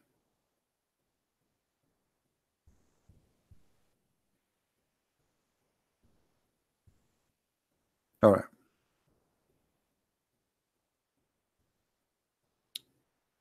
What if you are eating and a fly fell in your soup? What you do? Summer is coming, and insects are going to be going crazy. You are eating a soup, expensive soup. A fly fell down in your soup.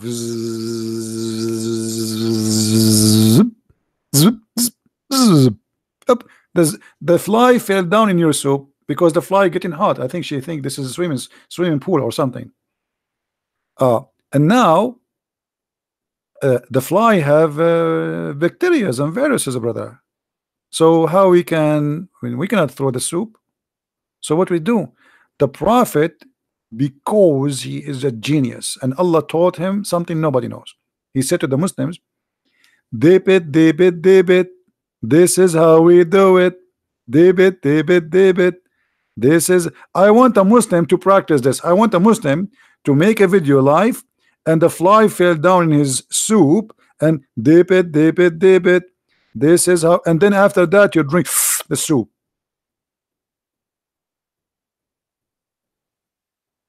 One wing have a disease and the other wing have a cure?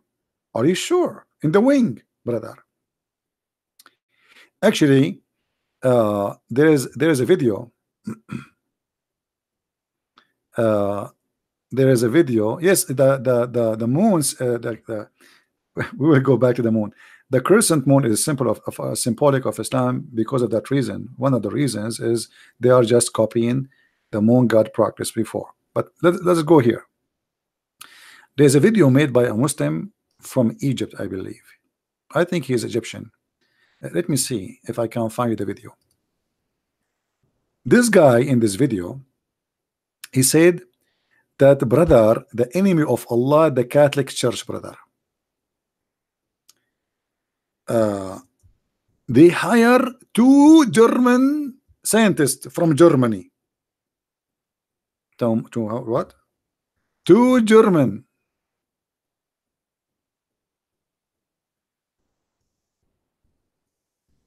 And they told them, we want you, the Catholic Church, they hired those two, and they told them, we want you to study this hadith, so you expose Muhammad, the Catholic, they want to expose Muhammad. And those 2 German, brother, the scientists, they start studying, and here was the astonishing result. They found that in the wings of the fly, there is a cure for AIDS. And then they told the Catholic Church, the Pope, he told them, please don't tell anyone about this discovery, because then everybody will convert to Islam. The Pope, he told them, the Pope. So, and then those 2 scientists, I'm trying to find the video for you. It's because it's translated, you will die laughing. It's translated to English.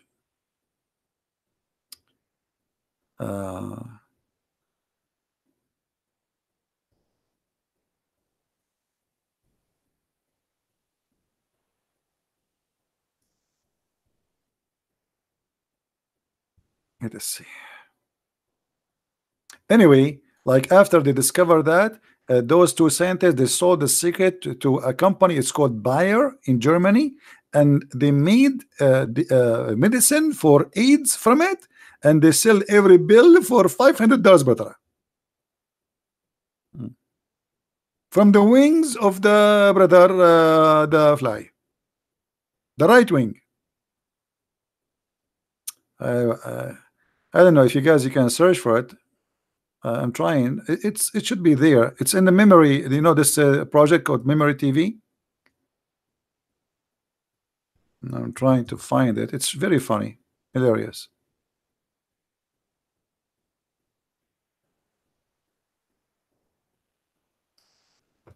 Let us see.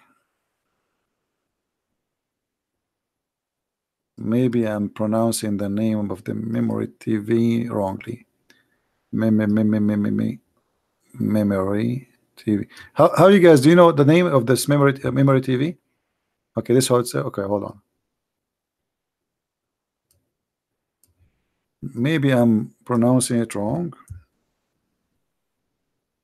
Okay, now I got it. Okay. I am in their website. I will try to find the hadith there if we can. Let us see. Fly. Here we go. I found it. All right. Let me open it for you. This is number 1889 Hamas TV. This is Hamas TV. The scientist Dr. Ahmad Al-Muazzin Bayer invented its cure for AIDS based on the hadith of the Prophet Muhammad, the wings of the fly.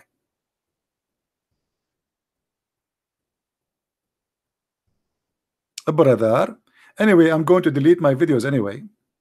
I mean, but anyway, this is the link, guys. You can watch it there. No need for me to play it. All right. I mean, imagine how they fabricate lies to make people believe in the stupidity which is written by Muhammad, and they fabricate. By the way, this company does not have any kind of medicine for AIDS. This company does not sell anything like this. But they, you know, I mean, they discover they have all the secret. The Catholic, because the Muslims, they believe the Catholic are the most ugly enemy to Allah after the Jews. In case you do not know, this is why you see the Muslim always they say, you see a video says a reflection of a Catholic when he first time he hear the Quran, because when you see a Catholic like this is the most enemy to Allah, you know. So the Catholic brother, the Catholic, they hire a brother, they hire a scientist, a brother. Look how smart. I mean, look, he look like a genius. He's a doctor from Hamas. This is Hamas TV, brother.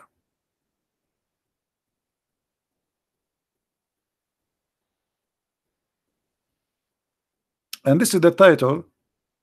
You can watch it later. Hamas TV, scientist, doctor. This is a scientist, by the way. This is doctor. This is a doctor. This is a doctor. There's other video, by the way. I made a video about him, and he reported me to YouTube. Copyright and privacy claim. He was speaking why we should not eat swine. Anyone remember the video?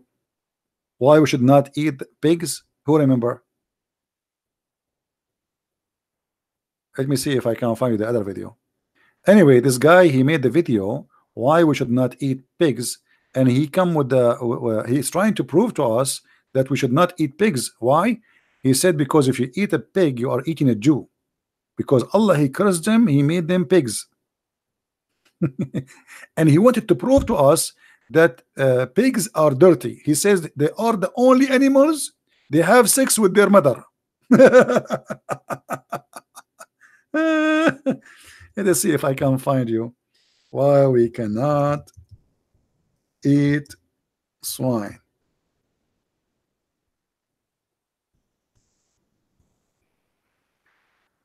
Let's see. Hilarious cult.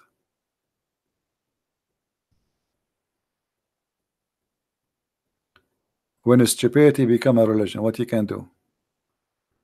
I don't know. You need to find it. You see, I'm not finding things easy today. It's not my lucky day. I'm not finding videos easy. I'm searching,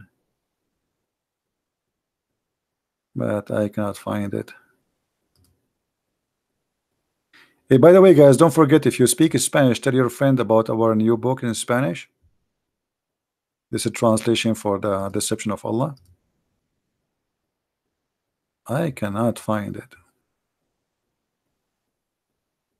Anyway, maybe you can search for like why we cannot eat a swine.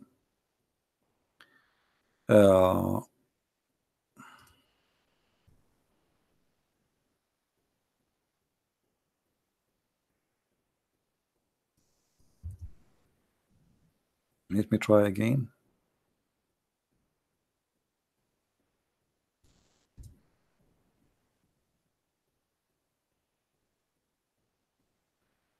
No, I'm not being lucky.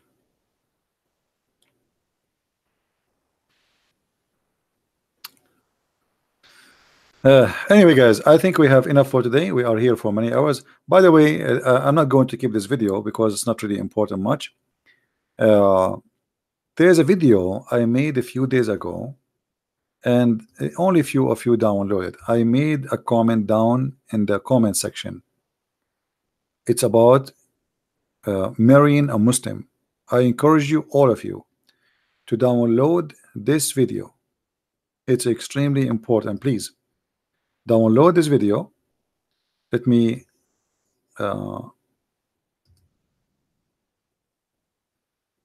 I have somebody coming to my door. Wrong timing. Hold on. Yeah, so download it, because let me pause it for you.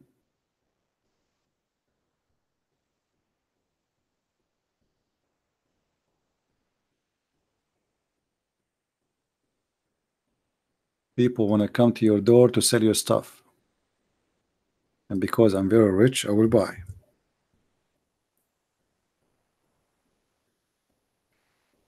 All right, this is the video.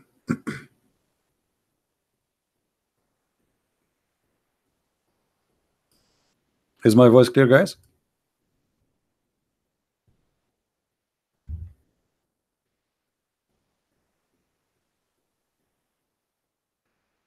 Yeah, so please download this video because it's very important, and I found only maybe 1 or 2 of you download the video already. The Muslims, they do their best, try to deceive your daughters, your your women, and you have to learn about this cult before you get involved in something bad. Be careful.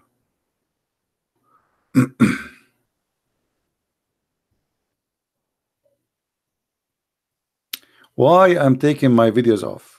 If I don't take them off, YouTube take them off. I am targeted by YouTube day and night.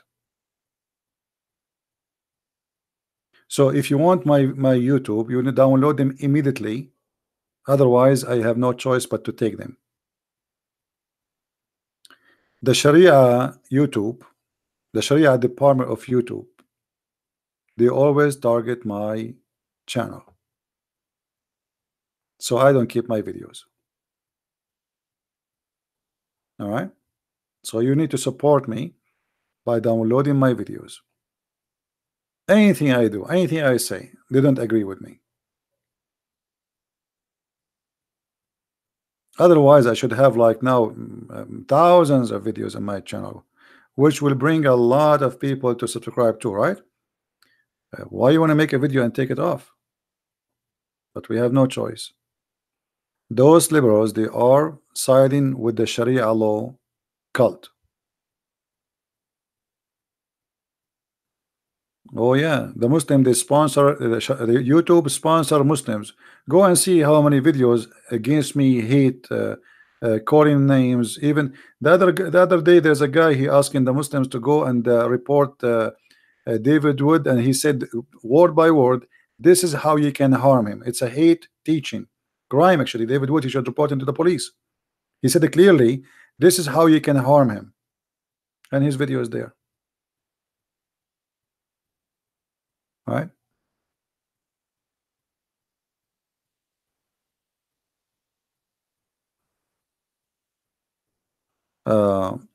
Have you ever prayed? Muhammad, do you think if I prayed, I will tell you? Isn't it Jesus says when you pray, go to your closet? Only hypocrite people, they speak about themselves praying. I pray and I fast. And why you need to talk about that? This is something private between me and my Lord. Hypocrite people, they like to publish because they are hypocrites. Muslims, they love to say, oh, I'm going to pray, because he need to know, everybody should know that he's going to pray. He's a good guy.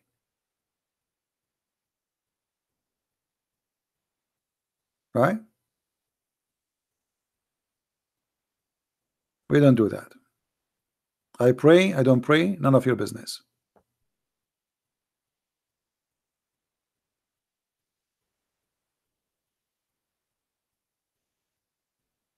Anyway, guys, I want to say thank you for being here. We have enough for today, and until we go again, I hope tomorrow. Until then, I want to say thank you for your support and for your attending and inviting your friends and downloading the videos and everything you do, and those who support us by donation too. I really appreciate all of you, and we hope that people, they are learning, educating themselves, and they connect the dots always. And you see how the Muslims try to manipulate things, and they are empty. They have nothing. They have no religion. Islam is not a religion. Islam is just a stupid cult, collection of cults. Actually, is not even a religion. So they have nothing, they stand on nothing, they do not know even who is their God. Ask any Muslim what the word Allah mean, he do not know. Ask them what the word Israel mean, they do not know. Abraham, they don't know. Jibreel, they don't know. Because Islam is a theft. Muhammad, he stole names, he have no idea what they mean, and he put them in his book. Very clear sign of a theft. Imagine you write something in your book and you yourself, you do not know what you wrote or what it's meant, but yet you claim that you are the one who wrote the book. Muhammad is nothing but a thief. He stole his cult from some from the Jews, some from the Nasara and the Christians, some from the Sabians, some from the Arab pagan, the Black Stone, the Kaaba. It's a collection of everybody. Islam is a shish kebab, salad, falafel, hummus, all together. And only Allah knows what he meant by his cult. And you figure it out. Thank you very much for being here. Christ is Lord. Islam is false. And see you soon again. Take care.